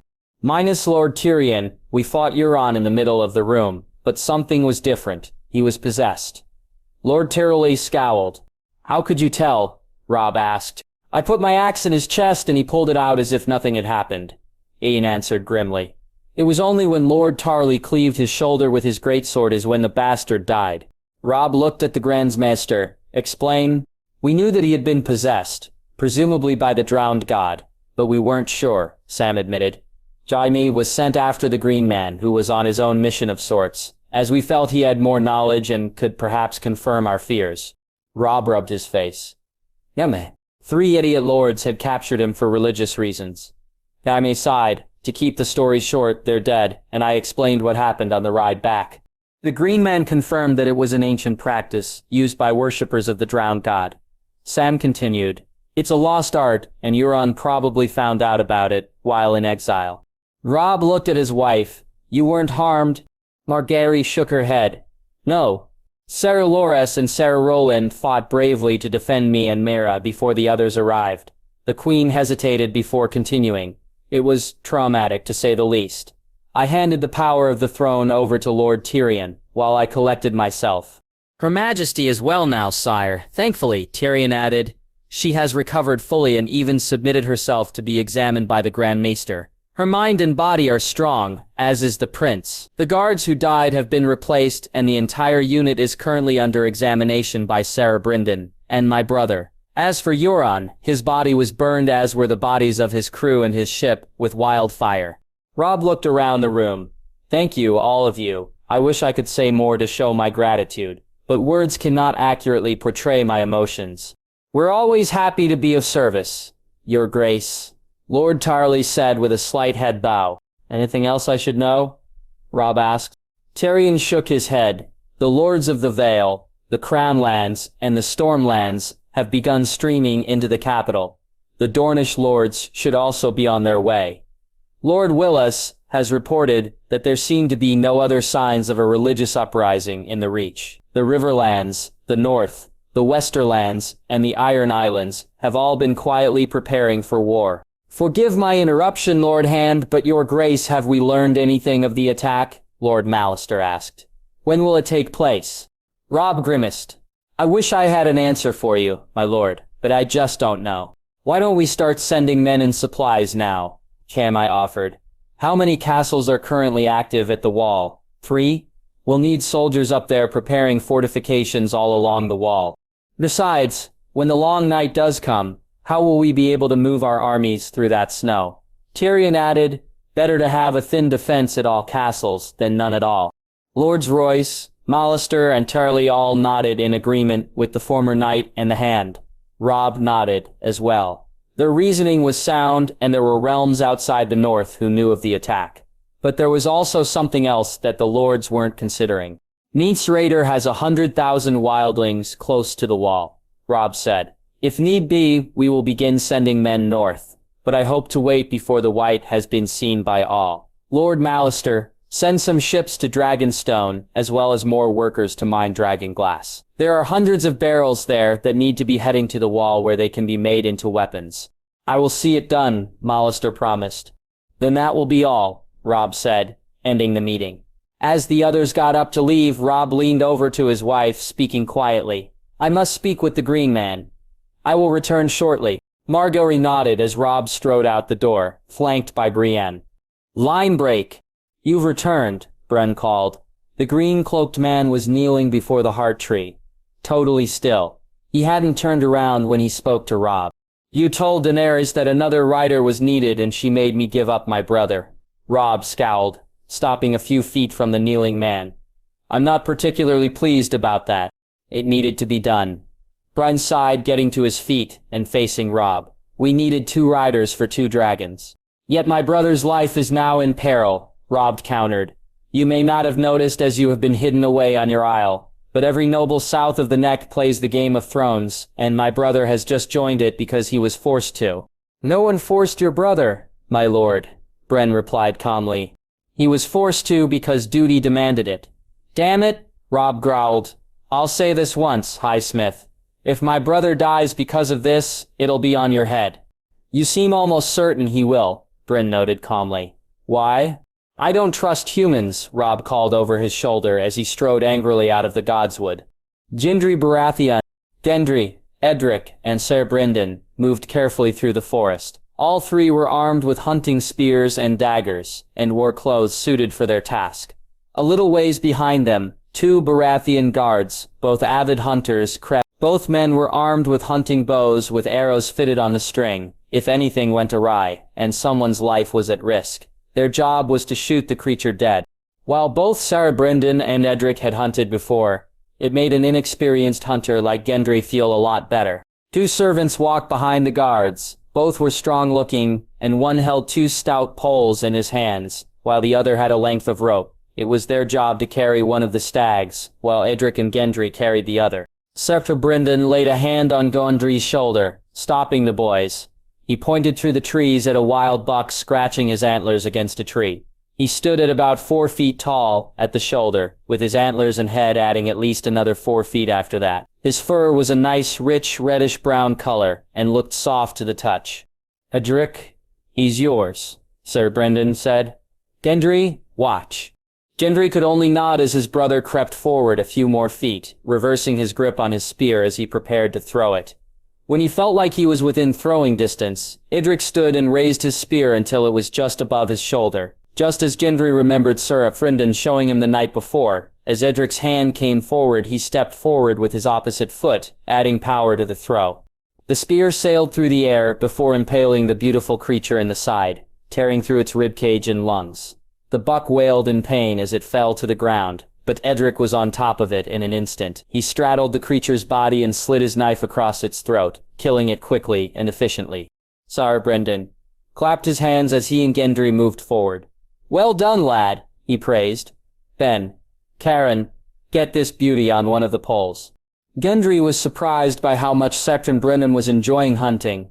The old knight's eyes were alight, and there was a slight smile on his craggy features. Gendry wondered if the man preferred the woods and the wind, instead of the confines of a castle. Although he could see why the men like Ser Brynden enjoyed hunting. It was thrilling for Gendry, hunting and tracking a beast before feeling the savage energy when it was slain. "My lord," one of the soldiers cried, bringing his bow up as another stag burst through the trees, its head down as it charged Edric, who was helping the 2 servants tie his kill to the pole. The 2 soldiers each fired at the deer, but neither brought the creature down. Gendry, acting on instinct, placed himself protectively in front of his brother, holding the spear with both hands. He thought briefly about throwing the spear, but he knew immediately that he had no chance of bringing the buck down. He braced his feet and lowered the point of his spear as the buck closed in. When it reached him, Gendry roared and took a step towards the buck, wagging the steel point of his spear at it. The buck made a weird mooing sound as it rose on its back legs, lashing out with its front hooves. Gendry ducked under them, nearly having his head knocked off in the process, and shoved his spear where he remembered Ser Brynden, telling him where the heart was. Blood rushed down the shaft and splattered on Gendry's hands and arms as the beast went down. When it was on the ground, Gendry gave one final shove for good measure, before pulling the spear out. The buck gave a shuddering final sigh and whined before going still. Edric clapped Gendry on his shoulder excitedly. "Gendry, that was amazing." "Well done indeed," Ser Brynden said, kneeling and inspecting where Gendry's spear had entered the buck. "Clean kill. Shoved your spear right through its heart." "I just remember what you told me," Gendry said, blushing slightly. "Aye, but I never told you to take on a charging stag," Ser Brynden said, rising to his feet. "That took courage, and you protected Edric the process. It's something your father would have done, and would be damn proud that you did so." The old knight looked at the 2 brothers. "We'll take these 2 back to camp, field dress them, and roast one over the fire. You both showed that you are Baratheons this day, with your kills. It's been my honor to witness them." Edric gave a slight bow. "The honor is ours, Ser Brynden. You have our thanks for accompanying us. You remind me of your father during the rebellion," Ser Brynden said, planting his spear in the ground and grabbing them by the shoulder. "Gendry has his strength and Edric has his voice. I'm sure the king will be pleased to hear that House Baratheon will be in good hands for a very long time." Robb Stark. As soon as Robb entered the room, he knew that he was in for a thrashing. Margaery was sitting at the table, her arms crossed with a dangerous and hurt look in her eye. Greywind, who would normally be jumping up to lick Robb's face after such a long time away, had remained where he was by the fire. It seems that the giant wolf was just as fearful of the queen's temper as his master was. "I can explain," Robb started when he closed the door, but he was immediately cut off. "I'm sure you can," Margaery snapped. "You did a perfectly fine job in the council chambers." Robb resisted the urge to sigh and took a seat next to his wife, sitting so that he was facing her. "Margaery, please understand that I had to keep the secret." "Yes. From all but your family, which includes me," Margaery hissed. "Have you forgotten that my name is also Stark?" "Of course not," Robb replied instantly. It was for Jon's safety that— So you don't trust me, Margaery said, once again cutting Robb off. Choose your next words very carefully, Robb Stark, or you're sleeping next to the fire with Greywind. Robb sighed and looked at the wolf before looking back at Margaery. I didn't tell you because it was not my story to tell. I'm sorry that I never asked Jon if I could tell you, but I didn't see a reason why it ever had to be brought up again. Margaery's glare diminished slightly, which Robb took as a good sign, but he was far from out of the woods with this. He knew that his wife was angry, but it was amplified by her hurt. If Robb was in her place, he would feel the same. I want the whole story, Margaery demanded. Robb told her everything, every small detail that he had heard from his father and Jon. He also made sure to include any possible explanations for events, none of which had been confirmed, as the people in the story, Rhaegar and Lyanna, had been dead and gone for over 2 decades. To her credit, Margaery stayed silent the entire time, listening to everything Robb said and occasionally nodding her head to signify her understanding. If she had any questions, she kept them to herself so as to not interrupt the flow of the whole sorry tale. As I told the council, Jon told Sansa and Arya as they sailed south from the north before the Battle of King's Landing, Robb explained. Finishing up, Lord Reed and Sam only knew because they were in the right place, at the right time. And now Daenerys Targaryen knows now too, Margaery added, speaking finally. You're aware that she may try to marry Jon, convince him that he is the rightful heir to the Iron Throne. Robb shook his head firmly. She could certainly try. Sable and Mormont did, but it would never work. Robb, power is very tempting, Margaery said, but now it was Robb's turn to interrupt. Jon would never do anything to harm his family, Robb replied, his tone leaving no room for argument. Jon is a Stark, and that's final. He grew up with us, and he's our brother. Some woman who grew up in exile in Essos could never change that. Besides, Daenerys would never marry Jon. By law, he'd inherit Dragonstone over her and take any power she has left. Robb then added, she's also infertile and can't bear children. Prince Doran told us that. Can we trust him? Margaery questioned. Robb shrugged. That's a terrible lie to spread, if it's not true. Prince Doran doesn't strike me as the kind of man to do such a thing. Margaery nodded slowly. Jon is a Stark then. Nothing else. Nothing else. Robb nodded. He didn't even want to become a dragon rider, to be perfectly honest.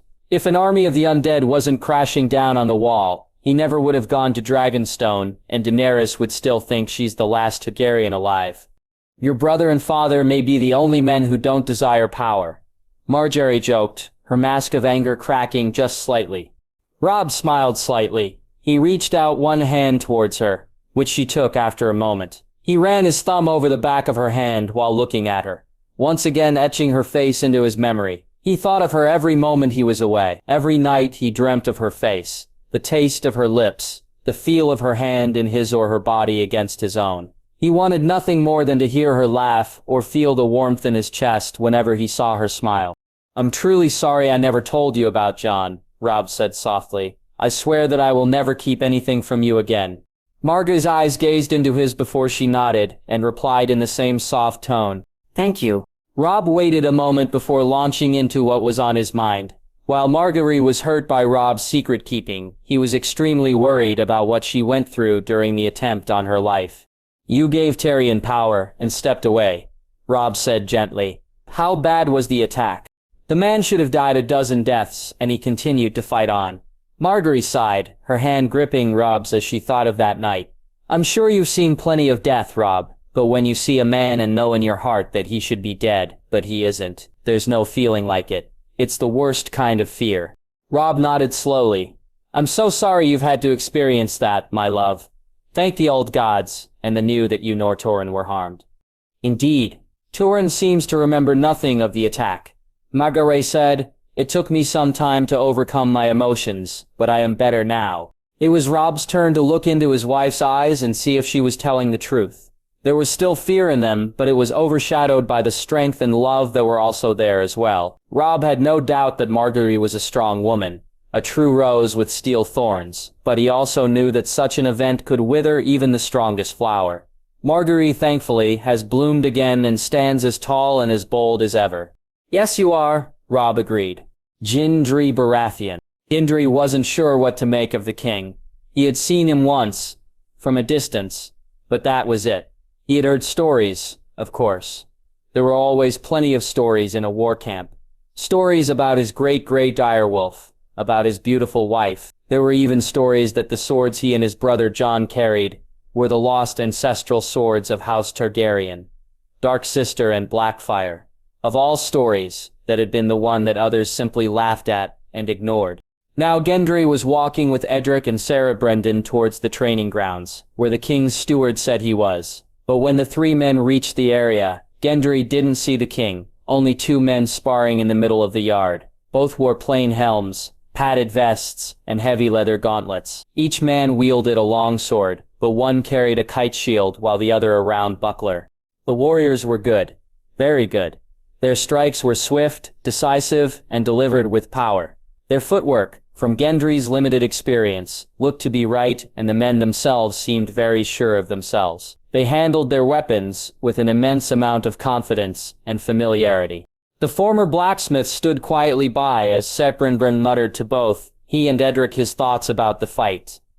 The old knight would compliment one or both of the fighters before adding a constructive critique about the timing of a strike, the position of a shield, or their footwork. Sarah Brendan, "Where is the king?" Gendry asked quietly. Sarah Brendan nodded to the fighter with the wooden buckler. "He's there, lad, and I believe that Lord Harry is across from him. Jon has done well with him." "Harry?" Gendry asked, fighting back the feeling of stupidity. "Lord Harold Arryn of the Vale," Edric said, helpfully. "He's the grandson of Lord Jon Arryn. He took over after Jon's son died during the war." "Oh," Gendry whispered before shutting up and watching the rest of the fight. The two fighters were circling each other, lashing out occasionally as the battle became a test of endurance. Their vests and the shirts underneath were soaked with sweat and had dark stains around the collar and under the arms. The man whom Sir Brendan said was Lord Arryn became impatient and charged the king, hammering blow after blow down on him as he forced the man across the yard.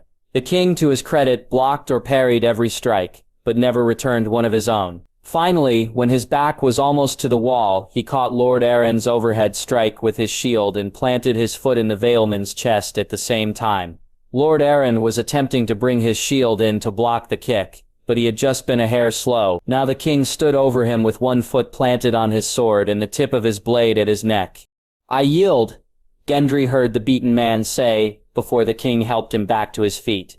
When both men removed their helmets, Gendry got his first good look at the king. He was a ruggedly handsome man, with thick auburn hair and a well-trimmed beard. There was something likable about the king, which Gendry found to be a relief. He wasn't a stuck-up prick, nor was he a lazy fool. He seemed to be a good man with a sense of humor, given the smiles on his and Lord Arryn's face. "Uncle, you're back," a beautiful red-haired woman said as the three men entered the arena. "Sir." Brendan quickly embraced the woman, hugging her with one hand. When he pulled back, he had a warm smile on his face. "Sansa," he said happily, "you're a stunning image of your mother." "You're very kind," Sansa said with a brilliant smile before turning towards Edric and Gendry. Both brothers were trying to keep their chins off the ground. "You have guests?" "Sansa, this is Edric and Gendry Baratheon, the legitimized sons of Robert Baratheon and the Lords of Storm's End," Sarah Brendan said, introducing the brothers. "Edric, Gendry, this is my niece Sansa, the king's sister and Lord Arryn's betrothed," he said with a certain look. Edric was the first to drop into a deep bow, elbowing for Gendry to do the same. "It's a pleasure to meet you, my lady." Gendry mumbled something close to yes. Sansa gave them a slight curtsy. "You both look like your father. Especially you, Lord Gendry." "Gendry, please." Gendry managed to stutter out. He still wasn't totally comfortable with the title of Lord. "Uncle," the king said, walking over. Both he and Lord Arryn had done away with their weapons and armor. Now they only wore some sweat-stained clothes and held mugs of water. "Lords Baratheon, I take it." Edric knelt before the king, an action Gendry quickly copied. "Your Grace," Edric said formally. King Robb nodded to them. "Stand, please. My hand has informed me that you both went to acquire antlers for your helms." "A task both accomplished," Sarah Brendan said.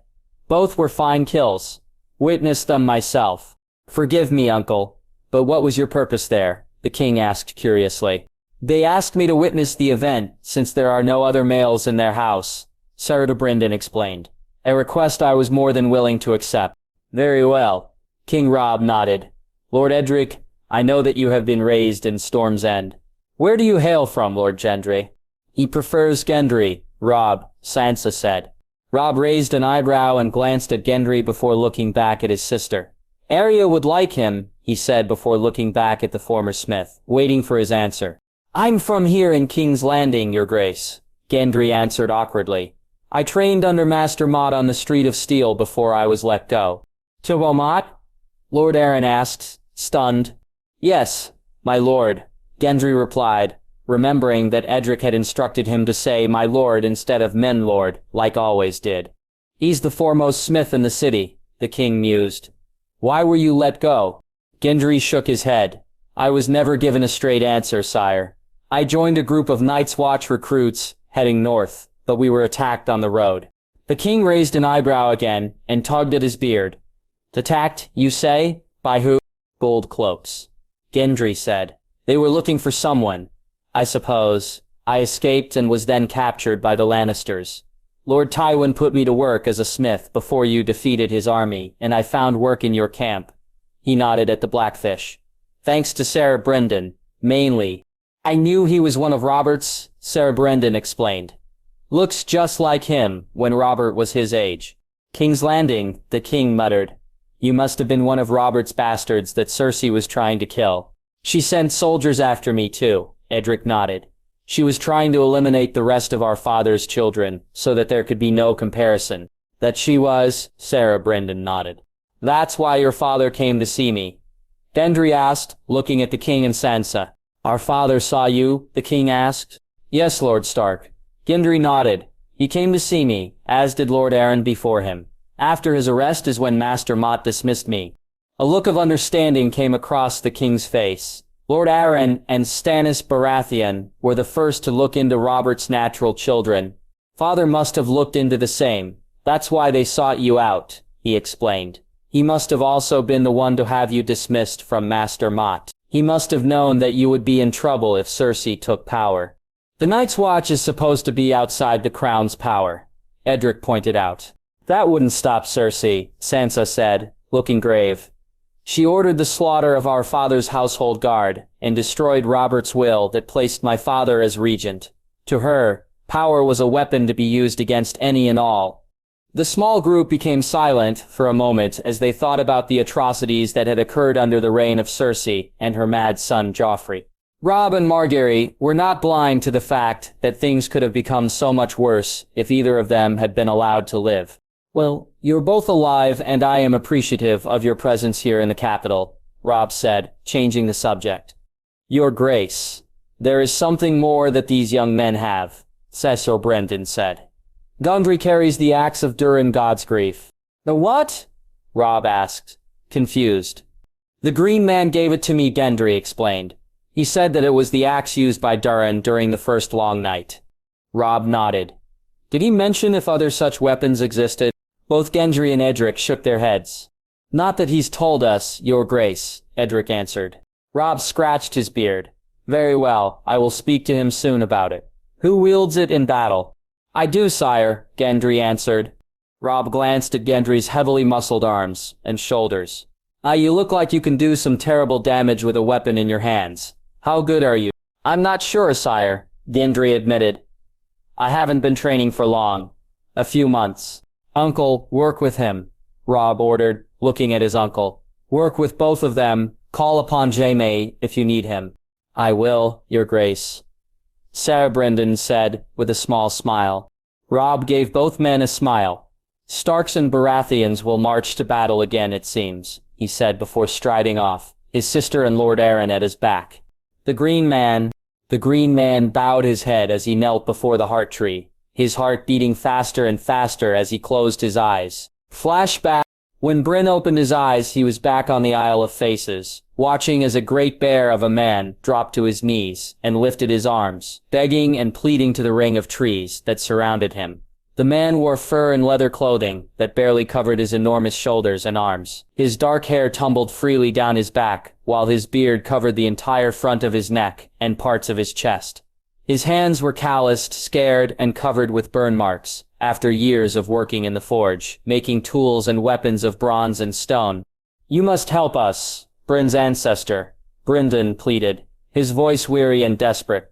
"The others have nearly reached the neck. Stark and the others can't stop them without your powers." "The humans slaughtered us," Starsmith, a sweet voice replied calmly, a stark contrast to the man's tone. "They destroyed our sacred places, driving us from the wilds so that they could take the land for themselves. This is not ancient history. Your father was one of them." "I'm well aware of the past," Brynden replied. "Set it aside, I beg you. The creatures from the north threaten to end all of life on this land. If humans are destroyed, they will come after you.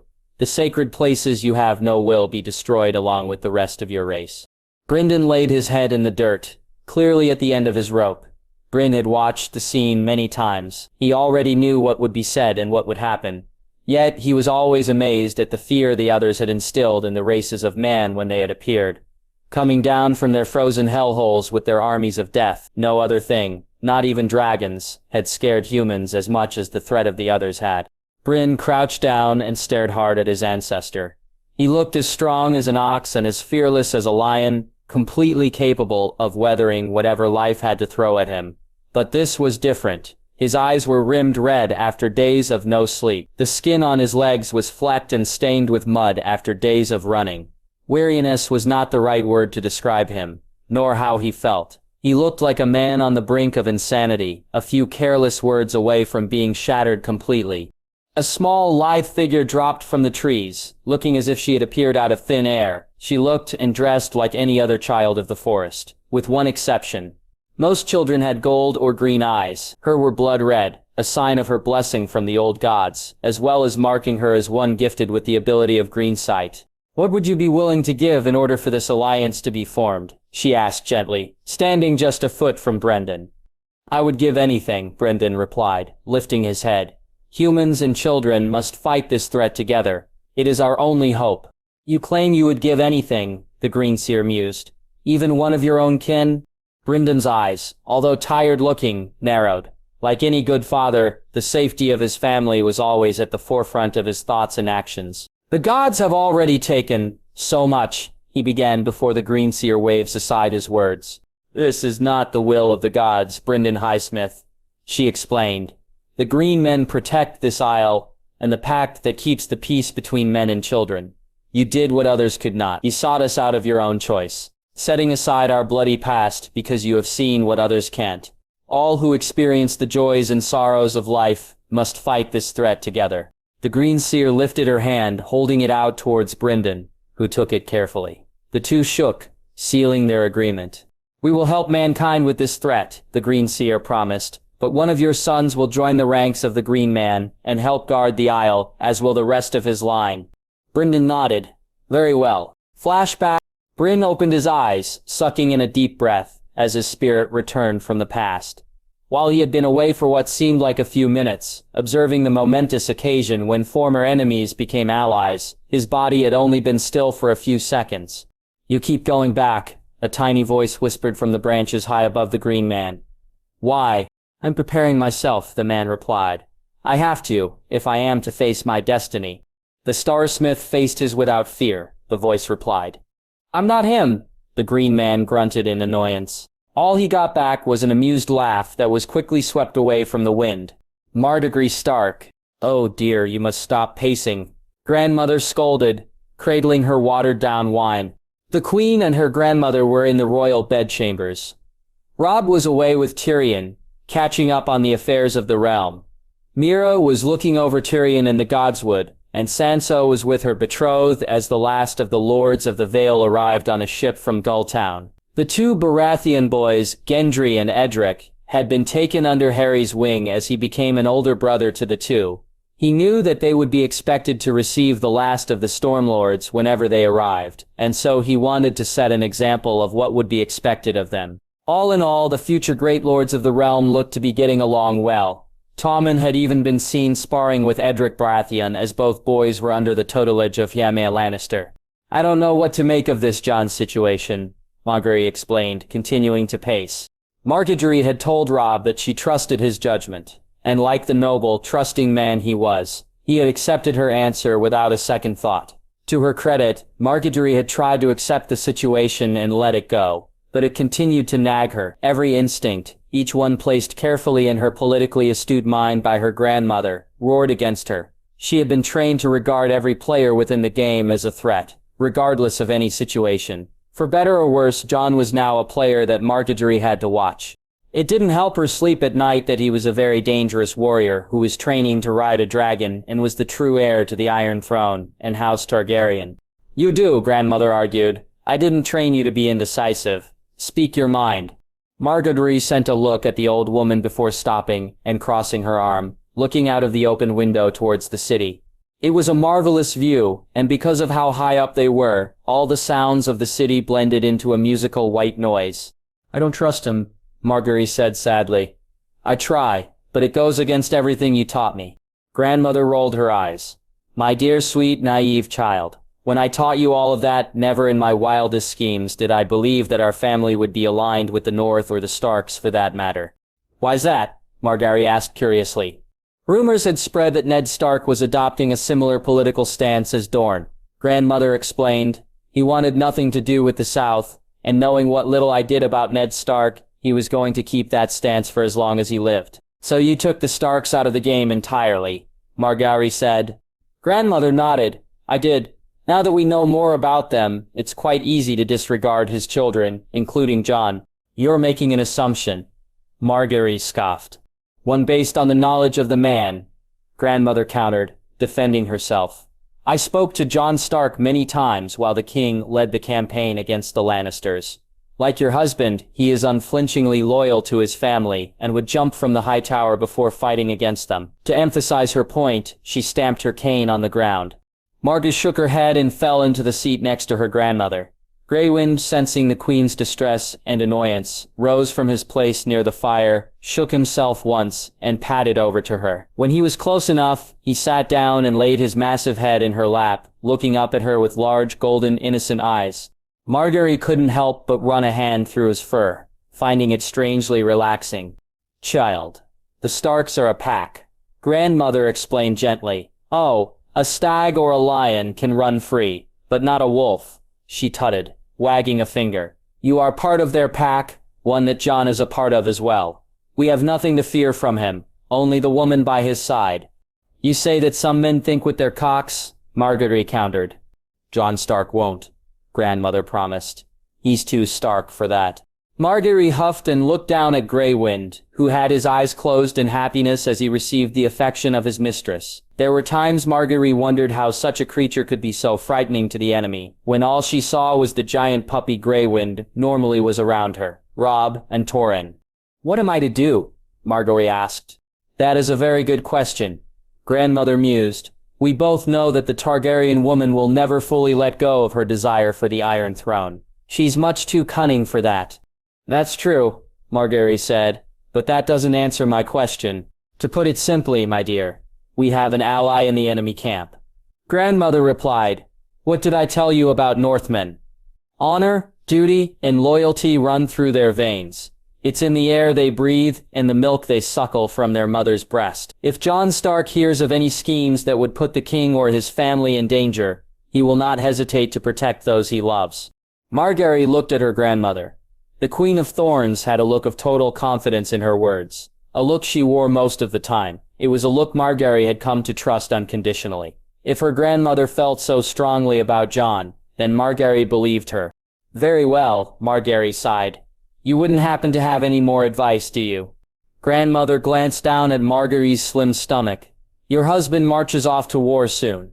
I can't command the Queen, but I would advise my granddaughter to expand her pack if possible. Eddard Stark. Ned felt a feeling of relief as he rode into Winterfell. After months away at the Wall and the Gift, it felt good to be back home, surrounded by family and friends. As he had expected, Catelyn was waiting for him in the courtyard, keeping her composure and looking like the Lady of Winterfell. Her eyes, on the other hand, told a different story. Arya and Rickon were by her side. Arya had grown a little since Ned had last seen her, but there was a certain maturity to her now. She looked almost as composed as her mother, instead of looking like she was ready to bolt off at a moment's notice. Something must have happened to temper her wolf blood, something Ned resolved to find out. Rickon, like Arya, had grown more since Ned's been away, but he had kept his childlike annoyance for protocol. Off to the side, Serio and Osha waited patiently for their charges to be released. Alongside them were Eddard Stark and Maester Byron, waiting patiently to see Ned. Ned and his guards dismounted, causing everyone in the courtyard to bow. The Northern Lord strode confidently up to his lady wife, who looked up at him with eyes of utter adoration and love. "Winterfell is yours, my lord," she said formally. Ned said nothing. He simply wrapped his wife in his arms, feeling her collapse into his embrace. Others around the courtyard took this as their cue to leave, not wanting to disturb their liege lord and his moment with his wife. After a long moment with Kat, Ned got down on one knee and grabbed Rickon under his arms, lifting him into the air and hugging him tightly. The boy squealed in delight before throwing his arms around Ned's neck and burying his face in the folds of Ned's cloak. "By the old gods, you've grown," Ned muttered in his son's ear before putting him down. Immediately, Rickon looked up at his mother, who simply nodded to him, a slight smile on her face. The boy raced off, Osha striding off after him, with an exasperated look on her face. Ned turned to Arya, squatting down and looking at her with an expectant look. The girl was now trying very hard to keep a smile off her face before she finally gave in and threw her arms around her father, who returned the hug fiercely. When she pulled back, Ned kept one hand on her shoulder, still gazing at her. "What's happened to your wolf blood, child?" he asked quietly. "Jon told me to defend Winterfell," Arya whispered with a look of determination. "I promised I would." Ned nodded, now understanding what had happened. With Jon in the south, with the Targaryen woman, he must have told Arya to protect Winterfell and their family with both he and Ned gone. The Northern Lord knew the feeling well, as it was the same feeling that had overcome him after Robert's rebellion. "You have done your job then," Ned said proudly. Arya, to his surprise, shook her head. "Not yet," she said. "I will when you, Jon, and Robb go back to the wall to fight the others." Ned tried not to look grim. I have no doubt you will," he said finally. "Go, train with Serio if you haven't already." Arya nodded and was about to leave when Ned grabbed her shoulder again, turning her around. "Where's Bran?" Arya looked towards the godswood. "He hasn't moved all day," she said before leaving. Ned looked towards where the trees were peeking out over castle walls. He looked at Kat, who had remained where she was, while Ned greeted their children. Ned rose to his feet, adjusting his leather jerkin and belt as he did. He put a hand on his wife's arm, squeezing it gently. "I'll be with you soon," he promised. Kat did a little courtesy. "I will await you in your solar, my lord," she said before walking back towards the keep, Maester Byron on her heels. Ned looked back towards the godswood. "Critical line break. You have proven that you can look into the past," Ned said as soon as he was close enough to his son. "What powers do you have over the future?" "None," Bran answered. "I can only predict what may happen. I do not know what will happen." Ned moved towards the log next to the pond, taking a seat on it. It was the same log he sat on when he cleaned ice after an execution. The Northern Lord leaned forward, placing his elbows on his knees and looking at the young man who looked like his son. But Ned wasn't sure if he was or not. "What will happen to Jon?" Ned asked. "Have I made the right decision?" Breen looked at him with that same unsettling, unfeeling look of his. "You worry that he will go mad?" Ned could only nod. He knew that it was superstitious of him to believe such a thing, but Ned knew that Jon certainly showed characteristics of his true father. He was reserved and prone to brood, just as Rhaegar was said to. He looked like a Stark, which Ned thanked the gods for every day. But there was Targaryen blood running through his veins, and that worried Ned. "He won't," Bran continued. "You were right to tell Daenerys Targaryen. We need both her dragons." "The Green Man told her we would," Ned said. "I didn't have much of a choice." "You did," Bran countered. "But if you had not told her, I would have." Ned recoiled slightly. He couldn't help but feel a flicker of anger ignite in his stomach. "You have no right, Bran." "I've a right to help humanity, father," Bran replied, gazing at the horrified expression carved into the trunk of the giant white tree. "As your son you are right. As the last green seer, I will do what I must. Ned bit his tongue, repressing any anger he had. He knew, deep down, that Bran was right. He was only angry because he had defied his best friend and king to keep the only thing he had left of his sister alive. You can predict the future, Ned said finally, changing the subject. The wildlings and the Watch had made their peace with each other, as thin as it is. What now? What now? Bran asked, looking at Ned. What more is there to do? Ned elaborated. Nothing. Nothing? Nothing. Surely there is something. Not for you. Your part is done. All you must do now is fight. What about Robb? Jon? Ned asked, annoyed that he was being told to sit off to the side. He was used to being the one who led the charge. He led the army of the North against the Targaryens and Ironborn.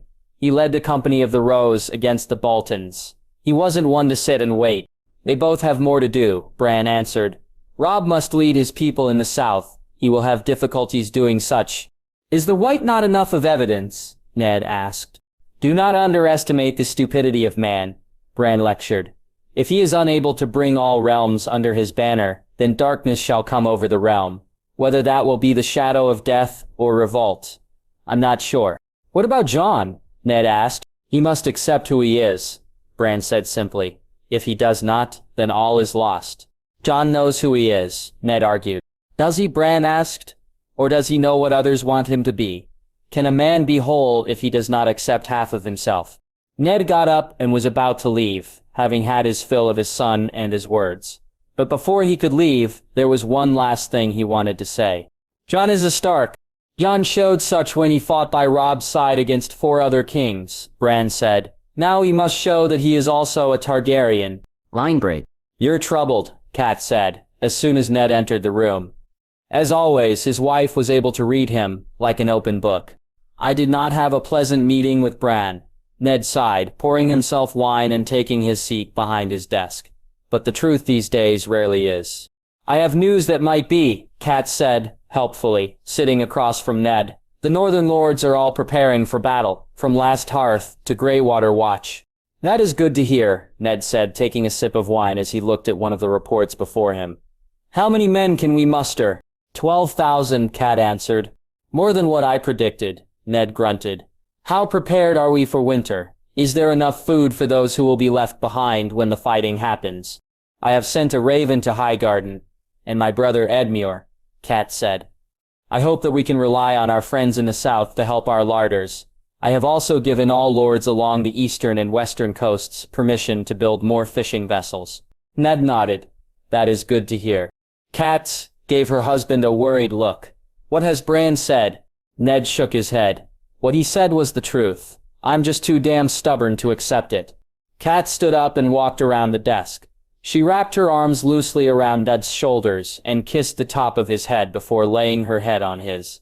Ned grabbed her nearest hand with his, holding it lovingly. I'm sorry that I left you for so long with all of this, Ned whispered. It's all right, Cat responded quietly. You're home, and that is all that matters. The words for now hung in the air, unsaid. Howland Reed. Howland found Ned at the top of the broken tower. He was dressed in his nightshirt and breeches, and instead of looking out over the land beyond the walls of Winterfell, he was looking over the castle itself. The light of the moon shone in through the window behind him, illuminating the grim look on his face. Your wife can't be happy right now, Howland joked quietly. A small smile overcame Ned's face as he recognized his old friend's voice. He looked towards the door where Howland was shrouded by the shadows and his dark green cloak. Even still, he was sure that Ned could see the sarcastic smile on his face. She's fast asleep, Ned replied. The burden of ruling the North weighed heavily on her shoulders. She managed it well, Howland said, coming to stand beside his friend. I am sorry to hear about your son, Ned said sadly. Fate is a cruel thing, Howland sighed. It was his time, though, as sad as it is. I'm proud that he faced his death with courage. His time. He knew that he would die beyond the wall, Howland explained. Mira did as well. Both knew what awaited them as they traveled with Bran. Yet neither shied away from it. You must be proud of them, Ned commented. We should all count ourselves lucky if we have friends like the Reeds in our friends. The old gods know we need them. You would have just been fine on your own, Ned. Howland chuckled. Not at the Tower of Joy, Ned said, turning serious. Were you here when Daenerys Targaryen arrived? Howland shook his head. He had heard of Jon and Daenerys' conversation and departure, but he had been away at Ironwood, speaking with Gregor Forrester about how many Ironwood shields would be needed for the war effort. By the time he returned, Jon was gone. I was away, he answered. She knows, doesn't she? Aye, she does, Ned said. She tied my hands, Howland. I had no choice. She needs him to ride the other dragon, doesn't she? Both the Green Man and the Grand Maester said so. Ned grunted. I very nearly turned her away, as soon as she asked me to reveal Jon's identity. Yet you didn't, Howland noted. He had learned long ago that Ned would answer his own questions so long as Howland kept the conversation going. I couldn't refuse her. Her argument made sense, and the advantage her creatures would give us in battle is better than what 100,000 men could give us. Ned said, but... Ned shook his head, looking back out the window. Howland looked at his friend closely. He was still very much in the prime of his life, but he looked far older than his nearly 40 years of age. Years of pain, sadness, anger, and happiness mixed on his face as his years crashed down on him. Here was a man who had fought in 3 wars, lost the majority of his family before he was even 20, knelt by his sister's side as she passed away, and very nearly lost the rest of his family when he was imprisoned for wrongful treason by Cersei Lannister. He had survived all that life had to throw at him, and while some would admire him for his steadfast nature and fortitude, Howland knew that he had experienced more pain and rage than most other men in his position. You feel like you let Lyanna down, don't you? Howland said quietly. Ned nodded. I promised her to keep him safe on her deathbed. Howland, he said softly, if he dies because I let him go off with the Targaryen girl, I'll never forgive myself. Jon is his own man, Ned. Howland said, he made his choice to go with her. You did what you thought was right, and Jon did the same. Lyanna would be proud of all that you have done for her son. Then why am I so full of worry? Because he's your son, Ned, Howland said. You've raised him as your own. Your children see him as their brother. All parents worry. I had eyes on Mira and Jojen up until Ramsay Snow took a torch to Winterfell. When they vanished north, I wanted to ride out myself and find them, but I knew that they were set on their path and I had my own to walk. Ned looked down at his friend and nodded slightly. Aye, you're right. I know I am, Howland grunted. Now go back to your wife before she notices you're absent. Ned smiled slightly and made his way out of the room, pausing briefly at the door. Will you be leaving for Greywater Watch? Howland shook his head. My men will not be accompanying us north to the wall. Once your son gives the order, they will begin to fortify the neck. In case the wall falls, Ned said with a nod, you always have a backup plan. Not too late for you to have one yourself, Howland said innocently. Ned got the message. Aye, that's fair. Good night, Howland. Good night, Ned.